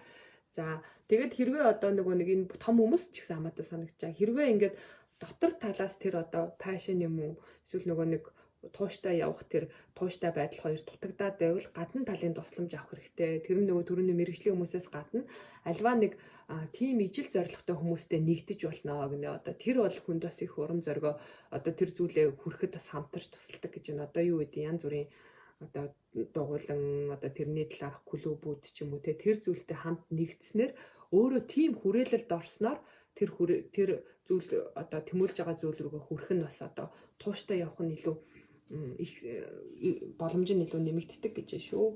За тэгээд бас нэг gritty хүмүүс буюу одоо хүсэл зоригтой, хүсэл мөрөөдлөө олоод бүтээсэн те тэрнийхээ төлөө тууштай явдаг хүмүүс бол эрүүл мэндийн хувьд, сэтгэл санааны хувьд, бие махбодын хувьд харьцангуй эрүүл уртудаа насалдаг гэж. Тэгэхээр хүүхдээ яаж тэр өөрийнхөө хүсэл зориг мөрөөдөл цаг хугацааны явцад бол мэдээж өөрчлөгдөж болно. Хамгийн гол нь тухайн үед байгаа тэр хүсэл зориг мөрөөдлийнхөө төлөө мөрөөдөлтөй тэгээд тууштай явж чаддаг хүн болох вэ гэдгийн тулд бид нар маш их дэмжиж анхаарч ажиллах хэрэгтэй гэдгийг энэ дээр хэлж байгаа. За 8 дахь алхам бол The Grit гэдэг тусдаа ном байд юм билээ. Тэрийг та нар бас олж уншаарай. За 8 дахь алхам бол хос хэл буюу 2 дахь хэлний тухай. Тэгээ за энэ бол нэлээд бас ингээд маргаан дагуулдаг асуудал. Хүүхдийг багаас нь өөр хэл сургах нь заримдаа нөгөө аль нэг хэлээ сайн сурдаггүй ч гэдэг юм уу. Гэтэл нөгөө сүүлийн үеийн судалгаан дээр бол илүү хэлж байгаа зүйл нь бол 2 дахь хэл сурах нь бол хүүхэд хос хэлтэй байх нь бол хүүхдийн танин мэдхийн болон нийгэмшлийн хөгжилд бол чухал хувь нэмэртэй гэж. Bilingual буюу хос хэлтэй хүүхэд бол илүү олон давуу талуудтай байдаг. Тэр тусмаа одоо бидний энэ амьдрах гэж байгаа 90 үед бол bilingual буюу хоёр хос хэлтэй байх нь илүү чухлаа гэдэг. Тэгээд ерөнхийдөө түрүүний нөгөө нэг би түрүүн critical period гэж хэлжсэн шүү дээ. Хүүхдийг 2 дахь ч юм уу хос хэл ингэж сурахад маш 6-аас 7 яг уу янз бүрийн эрдэмтэд өөрөөр хэлсэн байна. Зарим эрдэмтэд болохоор судалгаагаар болохоор 6-аас 70 нас хүртэл тэрнээс өмнө хүүхэд бол альва нэг 2 дахь хэлийг сурвал илүү төрөлх хэл шигээ сурах илүү боломж нь илүү өснө гэж. Зарим хүмүүс бол магадгүй 12 наснаас өмнө гэдэг. Тэгэхээр бид нар одоо бүгдээрээ л мэдж 2 дахь хэл сурахын тулд нөгөө том болцоо хоноо одоо ингээд эсвэл бүр ахлах ангид орцоо хоноо их сурахад маш хэцүү байдаг, амаргүй байдаг те. Сурсан ч гэсэн одоо яг төрөлх хэл шигээ сурч чаддаггүй. Гэтэл энэ дээр хэлж байгаа зүйл бол аль болох бага наснаас нь илүү хэлийг бол 2 хэлийг сурснаар хүн бол одоо тухайн хэлийг төрөлх хэл шигээ сурах боломж нь өндөр өснө гэдэг. Тэгээ хүмүүсийн талаарх буруу бас нэг ойлголт нь хүүхдийн тархийг одоо маш богино жижигхэн багтаамжтай гэж төсөөлөд нэг хэл сурахаар нөгөө хэлээ ингээд золиослчих юм шиг тий. Гэтэл энэ дээр хэлж байгаа нь бол судалгаагаар юм уу одоо шинжилгээ ухааны талаас хүүхдийн тархи бол маш одоо олон мэдээлэл хүлээж авах боломжтой байдаг. Тийм учраас 2 хэл сурахын хэрээрээ хүүхэд ингээд хэлнээс хэлний хооронд дамжиж сэтгэж сурд юм байна. Өөрөө тэр орчуулах чадвар энэ төр бол багаас нь ингээд нэлийн өөртөнд дотгошилж сурд юм байна гэх. Тэгээд хэл та. Тэгээд дээр нь энэ дээр нөгөө яг хүний 2 дахь хэл сурах тэр одоо тархины тэр чухал хэсгийг хэрвээ бид нэр эрт дээр нь ашиглахгүй сүулдэ тэр хэсгийг идэвхгүй боддог, заримдаа бүр өвчтдөг. Тэр хэсгээ бид нар дараа нь том болчоод одоо хэл сурах гэж маш их зовдөг маань тэрнтэй холбоотой гэдэг. Маш олон хэл шинжилтийн бас тийм одоо шинэ судалгаанууд гарч ирж байгаа. Гэхдээ энэ дээр бол бас л одоо судлаачид 2 талыг барьдаг. Тэгэхээр одоо альж тал нь бас л одоо бүгдээрээ өөрсдөө судалгаа хийж байгаа. Гэхдээ бол аль болох 2 хэл дээр. За тэгээ ингэнгуудаа яаж одоо ерөнхийдөө том болоод emotional intelligence буюу бусдыг ойлгох, бусдын сэтгэл зүйг ойлгох, өөрийнхөө сэтгэл зүйг удирдах энэ чадварт бол илүү суралцдаг юм байна. Одоо 2 хос хэлтэй хүн empathy буюу бусдыг ойлгох чадвар нь соёлоос соёлын хооронд хурдтай шилжих, дасан зохицох чадвар гэдэг энэ 2 хэл сурна гэдэг бол 2 соёлд байгаа учраас өөрөө бас маш олон тийм чадруудыг тэгээд тэр цэсмаа энэ ирээдүйн орчин үеийн нийгэмд чухал чадруудыг бас юу яадаг. За тэгээ энэ дээр бас ном байна. Би дараа нь яг комментээр бичиж чинь энэ тухай бичсэн ном байсан. The Bilingual Revolution, The Future of Education in Two Languages гэдэг энэ ном бас нэлээд бас энэ 2 хос хэлний талаар нэлээд чухал ач холбогдлыг бичсэн гэж байгаа. За тэгээд ерөнхийдөө санах хойг бүтээлч байдлыг нэмэгдүүлдэг гэж энэ дээр нь бүр зөнөлтийг хойшлуулдаг. Энэ хос хэлтэй байх тусмаа зөнөх нь хойшлуулдаг. Одоо бүр өгшин насанд очиод тий 4 жилээр хойно байсан энтергээ судалгаагаар янз бүрийн сонирхолтой дүн гарсан юм байна. За тэгээд энэ дээр мэдээж одоо за тэгвэл яаж гадаад хэл сурах юм бэ? Одоо хүн болгонд бас хүүхдээ гадаад цэцэрлэгдэг ч юм уу гадаад хэлээр яриад эсвэл одоо ээж аав болгон шууд 2 хос хэлтэй байх боломжгүй шүү дээ. Тэгэхээр аль болох бас одоо тодорхой хэмжээнд интернет дээр байгаа боломжуудыг ашиглах тий одоо хүүхдүүдтэй аль болох одоо тэр яг насанд нь тохирсон тэр нөх хэл сурах контентуудтай бас илүү холбогдуулж хамт байвал илүү ашиглаж болох юм байна. Тэгээ бүр одоо боломжтой бол хэрвээ ээж аав хоёр нь өөр хэлээр ярьдаг тийм туршлагууд байд юм байна. Жишээ нь одоо аав нь англи хэлээр ярьдаг, ээж нь монгол хэлээр ярьдаг ч юм уу те. Тэгээ энэ маань өөрөө хүүхдийг маш олон чадварыг хөгжүүлдэг гэж. Тэгэхээр манайд ч гэсэн бас маш их ярьдаг энэ талаар. Гэхдээ бид нөгөө нэг монгол хэлээ сурчхаа болно гэдэг. Гэтэл нөгөө монгол хэлний хичээлийг сайжруулах хэрэгтэй, гадаад хэлний хичээлийг сайжруулах хэрэгтэй юм байна. Яагаад гэвэл хүүхдийн тэр сурах ирмэлзэл тэр зүйлийг бол бид нэр илүү энэ дээр хэлээд хүүхэд сурах сонирхолгүй болчихно гэж байхгүй. Тэр яагаад гэвэл уйдгартаагаар зааж байгаа бол хинч сонирхгүй. Хэрвээ тэр зүйлийг сонирхолтойгоор зааж байвал хүүхэд цаанаасаа бол маш их тийм сурах сонирхолтой төрдөг. Сурахыг бол маш их баяр хөөртэй хүлээж авдаг гэж байгаа. Хэрвээ үнэхээр уйдгартай заагаад байвал хинчгэл сурах сонирхолгүй болно шүү дээ, тий. Тэгэхээр тэр альва зүйлийг мэдээллийг өгөхдөө, альва зүйлийг сурахдаа энийг бол аз жаргалтай юм хийж, тоглоом одоо сонирхолтой юм хийж гэж хандах чухлаа гэж жишээ нь хэлэн дээр, тий. За тэгтээ бас бодит амьдрал дээр бас даалгавар хийх гэж бас хэцүү мөчтүүд тохиолддог, тий. Тохиолддог одоо ингээл хүмүүс биччихлээ 9 сарын 1-нд. Гэхдээ энийг яаж алуулах, тэр ядаж зарим хэсгээ, ядаж эцэг их нь өгж байгаа тэр хэсгээ яаж илүү баяр хөөртэй тийм тааламжтай үйл явдал болох вэ гэж зорж явах хэрэгтэй минь хүүхдтэй зааж байгаа зүйл тий. За 9 дэх алхам 12 алхам учраас бас төгсөж чинь 9 дэх алхам бол мэдээж сайн good influence буюу одоо сайн орчин тойрны нөлөөлөл тий. Тэгэхээр ерөнхийдөө хүүхэд бол найз нөхдийн нөлөөлөл бол хамгийн их чухал нөлөөлт юм байна тий. Яагаад гэвэл хэрвээ өөрөөсөө илүү одоо хамтдаа хөгжих тийм орчин дотор байвал хүүхдүүд бүгдээрээ онц сурдаг, хүүхдүүд найзалдаг бол одоо онц сурах бол тэр хүний хүүхэд бол онц сурдаг хүүхдийн хувьд бол тэр тийм хүүхдүүдтэй найзалснаар бол одоо тэр зүйл хэцүү биш угаасаа л одоо байдаг л зүйл мэт байдаг те.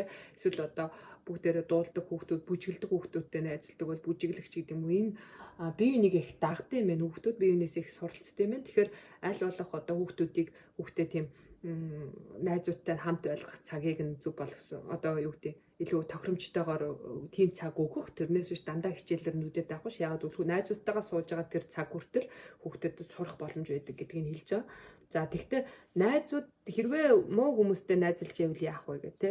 Муу хүүхдүүдтэй тэгвэл найзуудыг нь цагдахаас илүүтэй өөрөө тэр муу нөхөрлөлд нөхөрлөлийг таньж мэдэх, үгүй гэж хэлж сурах тэр чадварыг өгөх нь чухлаа гэдэг.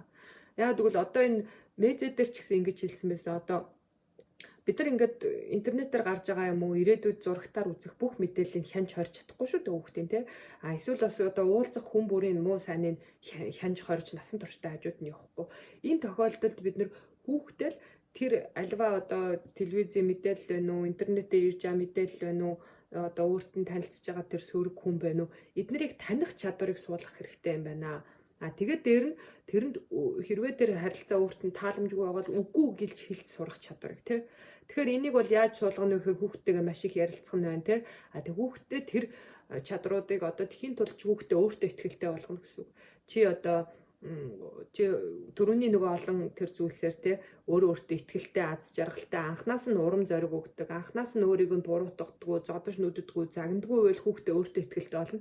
Өөртөө ихтэй болсноор альва нэг найз нөхдөө одоо дутагдахгүй тэр хүнд өөртөө ихтэй хүнийг дагаад ирж байгаа нөхөрлөл нь илүү эерэг одоо илүү тэр хүнийг дагаж ирнэ. Дээр нь хэрвээ сөрөг нөхөрлөлийн тийм харилцаа ирэхэд тэр хүүхэд өөртөө ихтэй тэр хүнээр дутахгүй гэдгээ мэдж байгаа учраас үгүй гэж хэлэх чадвартай байх тий.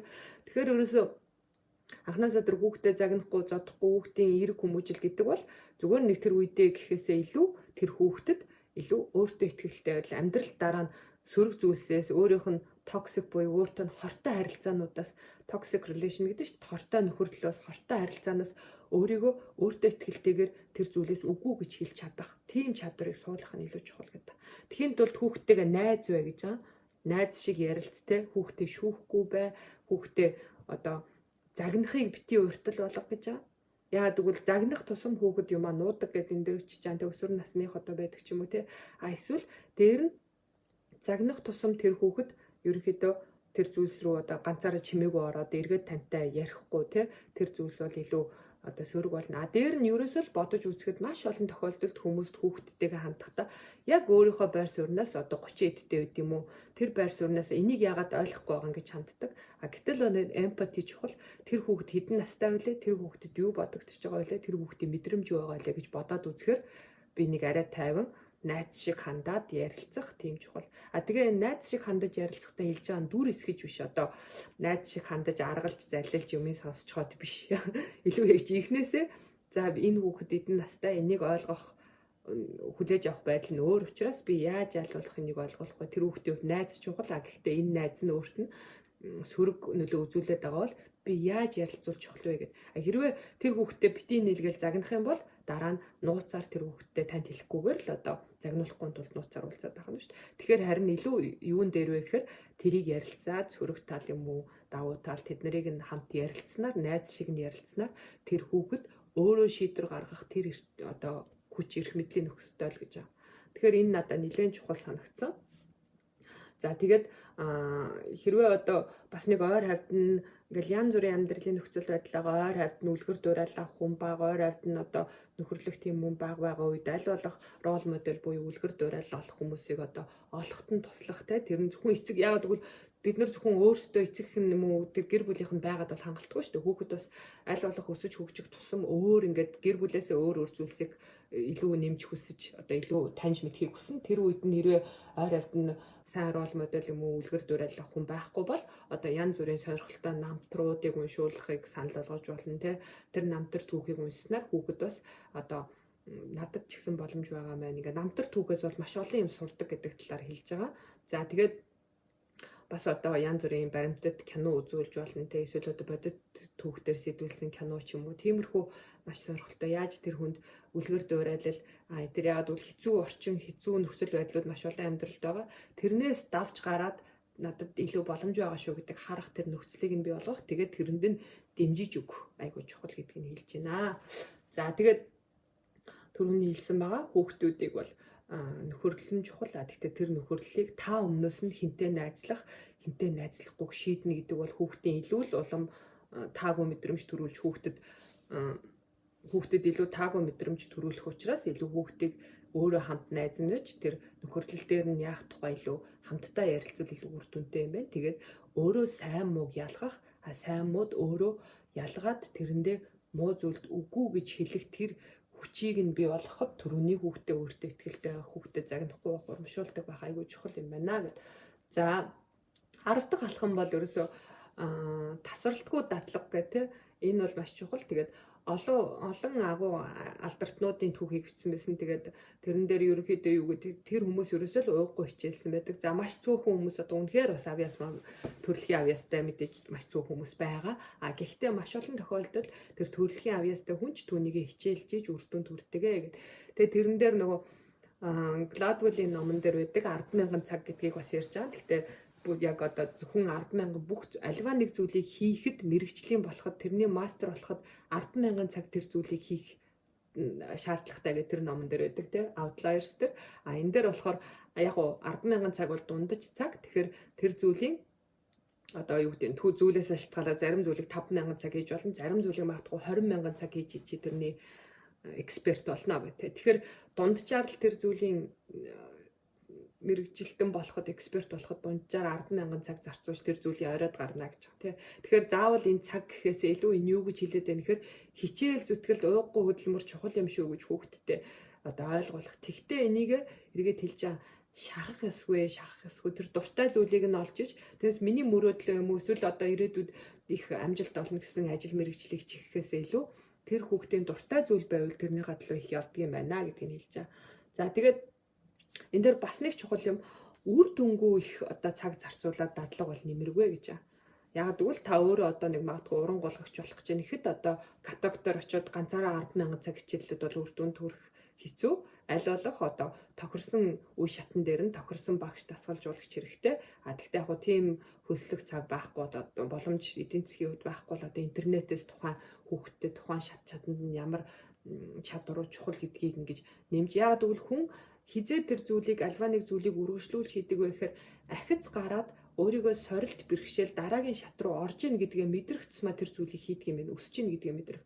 Тэгэхгүй нэг ингээд юмн дээр ингээ байгаад ахаар хүн тэр зүйлийг хийхэд сонирхолгүй болчдөг, уудчдаг. Тэгэхээр нөгөө нэг юм өсөж ийн гэсэн мэдрэмжийг өгөхийн тулд зөвхөн тэр хүн өөрөө хийгээд зогсохгүй маш олон дэмжлэггүй чухал юм байна. Мэргэжлийн зөвлөгөө чухал юм байна. Багш чухал юм байна, тэ. Тэгэхээр нөгөө 10,000 цаг өөрөө ухамтаад авах биш 10,000 цаг гэдэг бол яг дараатай төлөвлөгөөтэй гэдэг. Тэгээ хамгийн гол нь маш чухал төлөвлөгөө чухал гэж байна. Зүгээр каталог дээр 10,000 цаг өөрөө ингээд одоо мөсөн гулгуур энэ талбай дээр гулгаад байхаас илүү за би яг одоо дэлхийн одоо юу гэдэг ирээдүйд одоо тэр хүүхэд нь олимпиад би орно гэдэг өөрөө мөрөөдөлтэй хүүхэд байлаа гэхэд тэрний тулд за өнөөдрөөс эхэлж ямар алхмууд үе шат байх хэрэгтэй юм бэ? Тэр төлөвлөгөөтэй байж ич илүү тэнд үр дүн гарна гэж байна. Зүгээр дадлах их чухал биш. Илүү зөв дадлах их зөв юм а тэрийг дахин хичээллэх чухал гэж хэлж байгаа. Тэгэхээр бас бид нар яг хүүхдээ юуг нь хөгжүүлмээр байна. Тэр хөгжүүлэх зүйлийг маа чи хийгээд зогсчихгүй. Болж игэл багш энтер нь байдаг дугууланд нь явдаг ч юм уу те. Болохгүй тийм боломжгүй бол өөрөө тэр талаараа бас багхан ч гэсэн судлаад ингээд шатыг ахиулж сорилтууд учруулж ич хүн тэрийг давж ич хүн ингээд тэр зүйлтэй илүү холбогдож илүү тууштай явдаг юм байна гэдгийг хэлж байгаа. За 11 дахь зүйл нь бол үнэт зүйл гэх те. Энэ маш чухал санагдсан. Тэгээд заримдаа бид нар өдөр тутмын ахуйдаа дарагдаад хүүхдтэй хамгийн чухал үнэт зүйл бүтээлцгийг нь мартдаг аа гэх. Тэгэхээр бид нар нөгөө нэг хоолтой явж гин за ингээл хувцастай явж гин тоглоом байна бүх юм байна те. Гэтэл тэр хүний хамгийн чухал зүйл бол үнэт зүйл гэдэг юм. Тэр үнэт зүйлийг нь бүтээхэд бид нар яаж хувь нэмэр оруулах юм бэ гэх те. Тэгэхээр зөв хүн болох гэдэг юм уу одоо юу гэдгийг орчин үеийн илүү энэ нийгэмд илүү одоо үнэт зүйлтэй амьдрах тэр зүйл нь юу байх юм бэ гэх те. Тэгэхээр энэ үнэт зүйлийг яаж хүүхдүүд олж авдаг вэ гэхээр одоо ингээл ярихаасаа гадна ерөөсөө л үлгэр дуурайлалаар олж авдаг юм байна. Тэгэхээр ерөөсөө эцэг эхээсээ л харж сурдаг юм байна. Эцэг эх нь юуг чухал гэж үзэж гин, юуг зөв гэж үзэж гин, юуг буруу гэж хоорондоо ярьж гин тэр хүүхдийн үнэт зүйл болдог.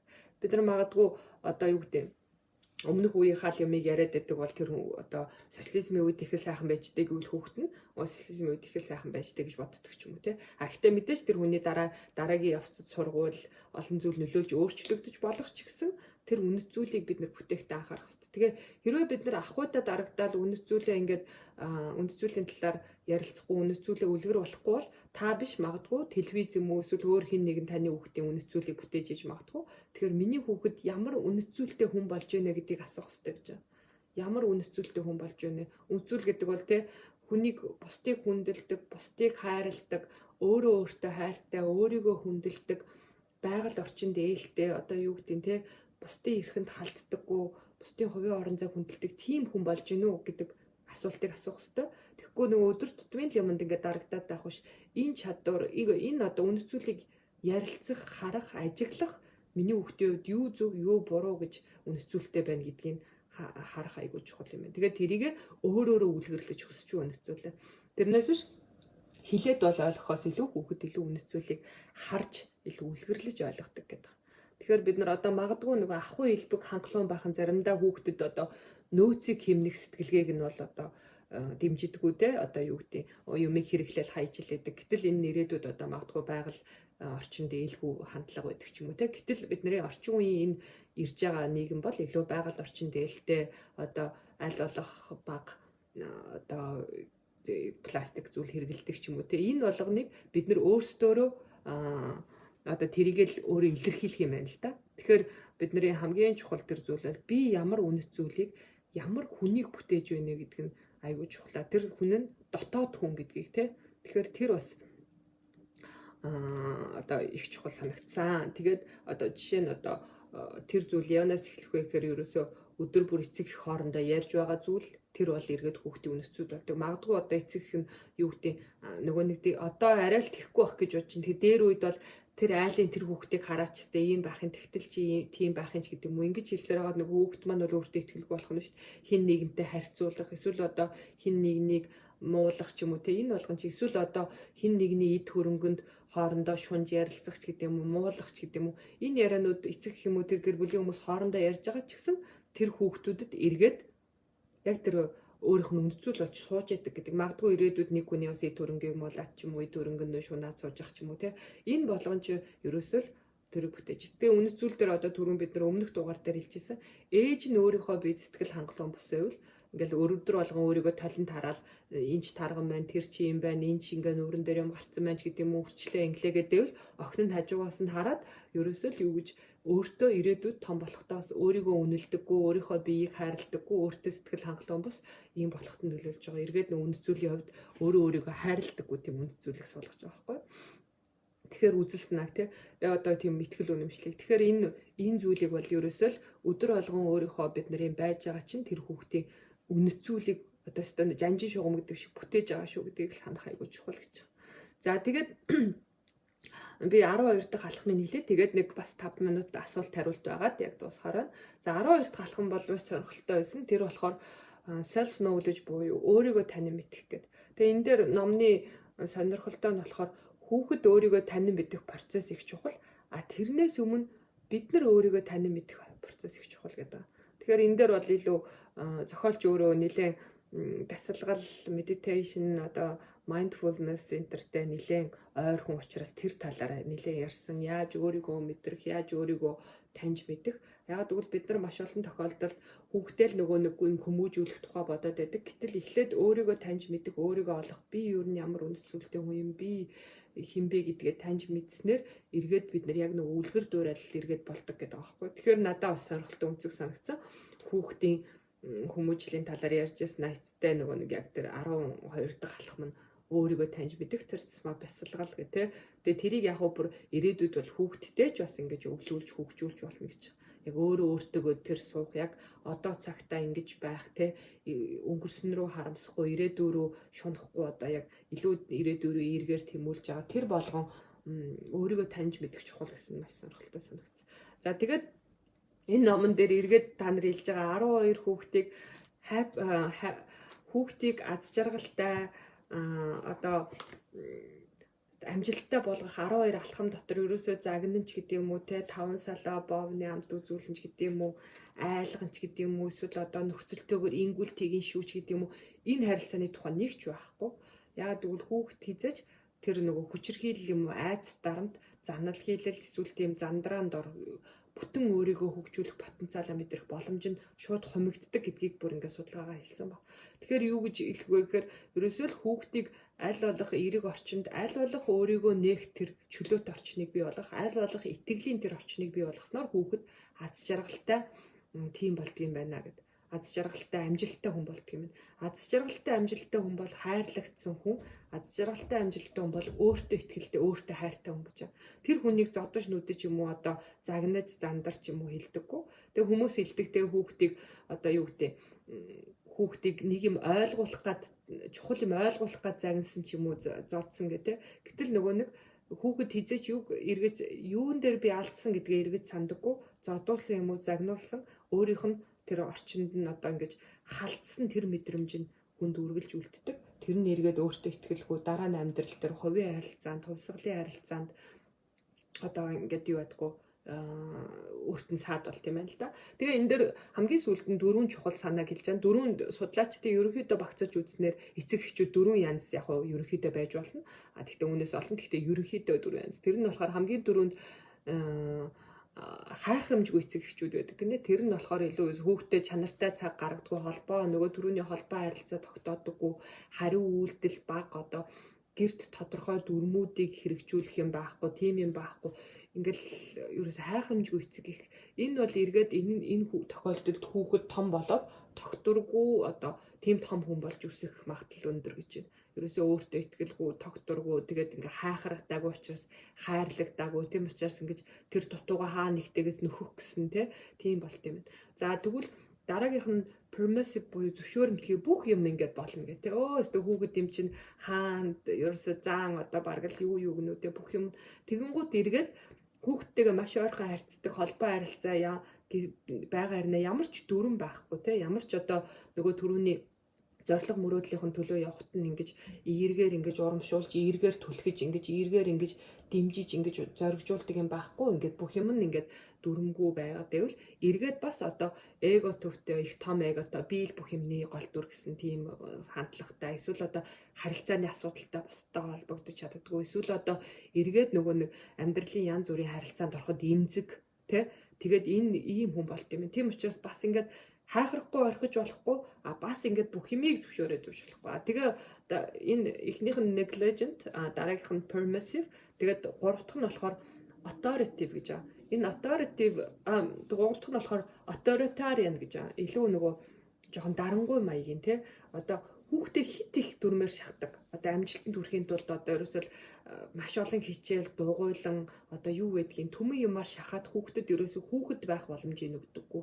Хүүхдэд өөрөөрөө байх боломжийг өгдөггүй. Хүүхдэд бүтээлцдэг боломжийг өгдөггүй ийм юм байгаад байт юм. Тэгэхээр энэ нь бол эргээд хүүхдэд бас сөрөг үр дагавартай.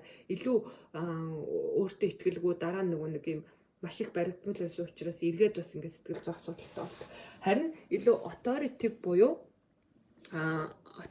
буюу одоо итгэл хүлээсэн тийм хариуцлагатай эцэг их байх чухал гэж байна. Энэ нь болохоор эцэг эхчүүд хүүхдүүдтэйгээ харилцдаг, өөрсдийнхөө эцэг эхийн хажуугаар өөрийгөө тэр хүнийг одоо дэмжигч, одоо тэр хүний найз, тэр хүний сургагч, хамтрагч гэдгээ мэддэг.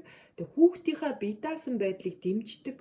Тэгээд тэрийг нь хөгжүүлэхэд нь тусалдаг тийм эцэг эхийн илүү хандлага гэнэ. Тэгээ хүүхдээ өндөр зорилго тавихыг нь дэмжиж урамшуулж идэг. Тэр зорилготой хүрэхэд нь төрөл бүрийн аргаар тусалж идэг. Тэгээд бас өөрийг нь бие даасан байдлыг нь заримдаа алдахыг нь зөвшөөрч идэг. Тэрэнд нь хариуцлагыг ярилцж идэг.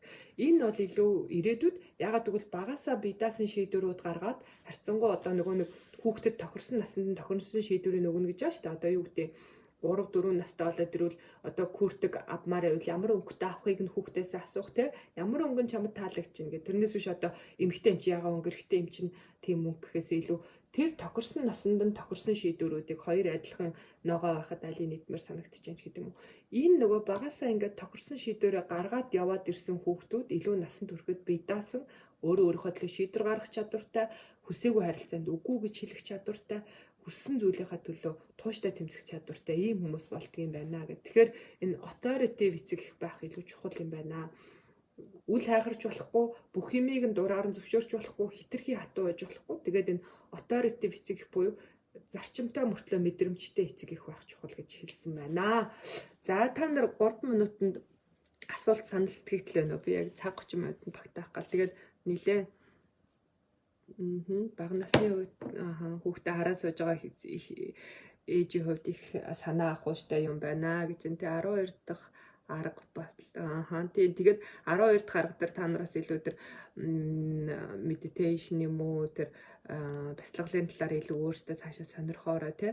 Тэгээд энэ номон дээр байгаа тэр өөр зүйлсийн талаар бүгдээрээ нөгөө нэг ингээд айгүй олон номон дээр энэ чухал чадварууд нэлээд дурддагж байгаа учраас Great гэл тэр ном сая хэлж ин аналог подкаст дээр байсан ингээд тэр номыг жишээ нь сонсч болно те. За зодож бол огт болохгүй тэгэлгүй яг уу ерөөсөө л ямар ч тийм арга альч хүүхэд хөгжлийн номон дээр хүүхдийг ерөөсөө зодож хүмүүжүүлэл амжилттай болно гэж байхгүй, загнаж хүмүүжүүлнэ гэж амжилттай болно гэж байхгүй. Мэдээж хүүхэд өмүүлнэ өөртөө буруу юм хийх тэр болгонд нь аль болох л одоо ярилцахыг зорих өөрийгөө бас нэг эмоц тэр хүнээс нэг 20-30 насаар илүү юм бол тэр нэг ухаанаа гаргаж нэг яаж аль болох тэрийг тайвнаар шийдэж ярилцах вэ гэдэг илүү урт олын одоо та хоёрын эерэг харилцаанд хүүхэд та нарын эрлэг харилцаанд чухал гэж шүү.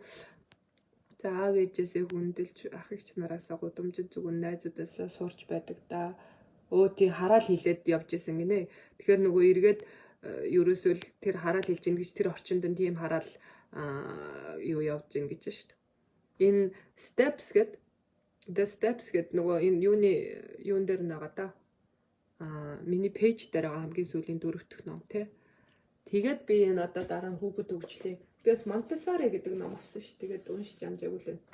Ерөнхийдөө яагаад даваад ан гэвэл ерөнхийдөө одоо бид нар чинь gender enter дээр хүүхэд хөгжлийн талаар яриад яг гендрийн асуудал, хүний эрхийн асуудал, хүүхдийн хизээ яг энэ ойлголтууд илүү суудгийн энийг яаж бас бид нар зөв тийшээ чиглүүлэх гэхийн тулд би бас ер нь хүүхэд хүмүүжлийн нэлээ юунд судлаад байгаа Montessori байна. Тэгээд энд хүүгүүдийн охид хүүгүүдийн бэлгийн амьдралтай холбоотой ийм 2 ном байгаа. Тэгээд энэ дээр бас хүүхдийн тархины хөгжлийн талаар энийг бас удахгүй уншина. Тэгээд саяны The Steps гэдэг энэ ном эдгээр бүгдээрээ яг юу ч гэсэн энэ эхний үед санал болгож байгаа номнууд байгаа интернетэд. Тэгэхээр эднээс бас ингэ сурж байна. Тэгээд би бас мэдээж хүүхд хөгжлийн бол чиглэлээр мэрэгсэн хүн бол биш, илүү энэ номнуудаас уншаад тэгээд өөрийнхөө өмнөх одоо мэдээлэлтэй холбоод. За өөр та нар сэтгэлдлээ нүү. За 2 минут. Маш их баярлалаа тий. Тэгээ нөгөө лайва хадгалчихна. Тэгэхээр хүүхдийг ерөөсө хайрлж, дэмжиж, ойлголцож, буруу юм эс үед нь ойлголцож, ярилцж ижил бид нар зөв үр дүнд хүрэх юм байна. Тэрнээс биш одоо загнаад ч юм уу тэгснээр ямар ч сөрөг юу гарах юм байна л гэдгийг энэ дээр хэлээд байгаа. Ерөөсө загнах магнах гэсэн ямар ч аргачлал байхгүй байна шүү, тий. Тэгэхээр бид нар чинь ингээл гудамжинд явж яхад хүүхдүүдтэйгээ ер нь бас жоохон Монголд бас ширүүн харцдаг шүү. Болчи наатаха энтер гэл те. Тэр болгон чи эргээд харахад тухайн үедээ хэлж байгаа хэрнээ тэр өөрлөнд хүн зандарч болно. Тэр хүний зөв гэсэн тохиолдолд өөрлөнд хүн зандарсан дуугаар ярьж болно. Одоо өөрлөнд хин нэгэн халдаж болно. Нөгөө түрүүний хэлсэн өвдөхгүй ч гэсэн цохих гэдэг тэр мэдрэмж аяархан ингээд хүмүүс бэлэг тэмдгийн төдий 5 салаа боо энтер гэдэг чинь бүгдээрээ миний биед тэр хүний зөв гэж байгаа тохиолдолд миний биед би буруу юм ийсэн бол надад халдаж болно гэсэн мессежийг өгч өгдөг. Эргээд тэр нь магадгүй ирээдүйд гэр бүлийн хүчээр хийлийг хүлээн зөвшөөрөх, ямар нэгэн сургууль дээрээ буллинг буюу дээрлэхэлтийг хүлээн зөвшөөрөх юм болчтой шүү. Тэгэхээр анхнаасаа л хүүхдтэй чиний хувийн орон зай, чиний биед хин нэгэн хүчирхийллийн байдлаар халдаж болохгүй гэдгийг айгуу сайн хэлэх ёстой юм шүү. Тэрийг ойлгуулахад ерөөсөө энэ хандлага айгуу чухал юм шүү гэдгийг хэлээд байгаа. Тэгэхээр ерөөсөө л хүүхдтэй аль болох одоо амаргүй. Гэхдээ одоо бид нар 20-30 жилээр илүү насалсан бол тэр одоо илүү ухаанаа гаргаж л одоо аль болох төвчээртэй байж ярилцаж одоо төвчээр алдлаа гэхэд эргээд уучлалтгүй байдаг те тэрийг бас хэлж байгаа. Хэрвээ одоо бас нэг төвчээр алдаад хатуухан дуурчихвол эргээд уучлалтгүй байдаг. Би бас ээж нь сайн ингэчлээ, аав нь сайн ингэчлээ, уучлаарай чам руу жоохон чанга дуугаар ярьчихлаа. Гэхдээ ингэсэн учраас би тэгсэн шүү гэдээ ярилцах чухал байх нэ. За тэгээ баярлалаа гэж мундаг байна. Тэгээ би бас сургалтаас та нар хамт байсанд баярлалаа бүгдэнд нь. Тэгээ дараа 7 хоногийн номоор уулзцгаая. Та нар тэгээд бас хүүхдүүдтэй найздаа ер нь хүүхдтэй бүхэл хүнд хэрэгтэй санагчаа. Яг тэгвэл энэ чадрууд зүгээр том хүнд ч гэсэн надад ч гэсэн айгүй олон чухал зүйлийг хэлсэн. Тэгэхээр энэ чадрууд бол хүн болгонд чухал юм шүү. Тэгээ хүүхдтэй найзуудаа бас шеэрлээрэй. Тэгээд баярлалаа. Та нарт бүгдэнд нь баярлалаа хамт байсанд. Тэгээд дараагийн 7 хоногт уулзцгаая. Баяртай.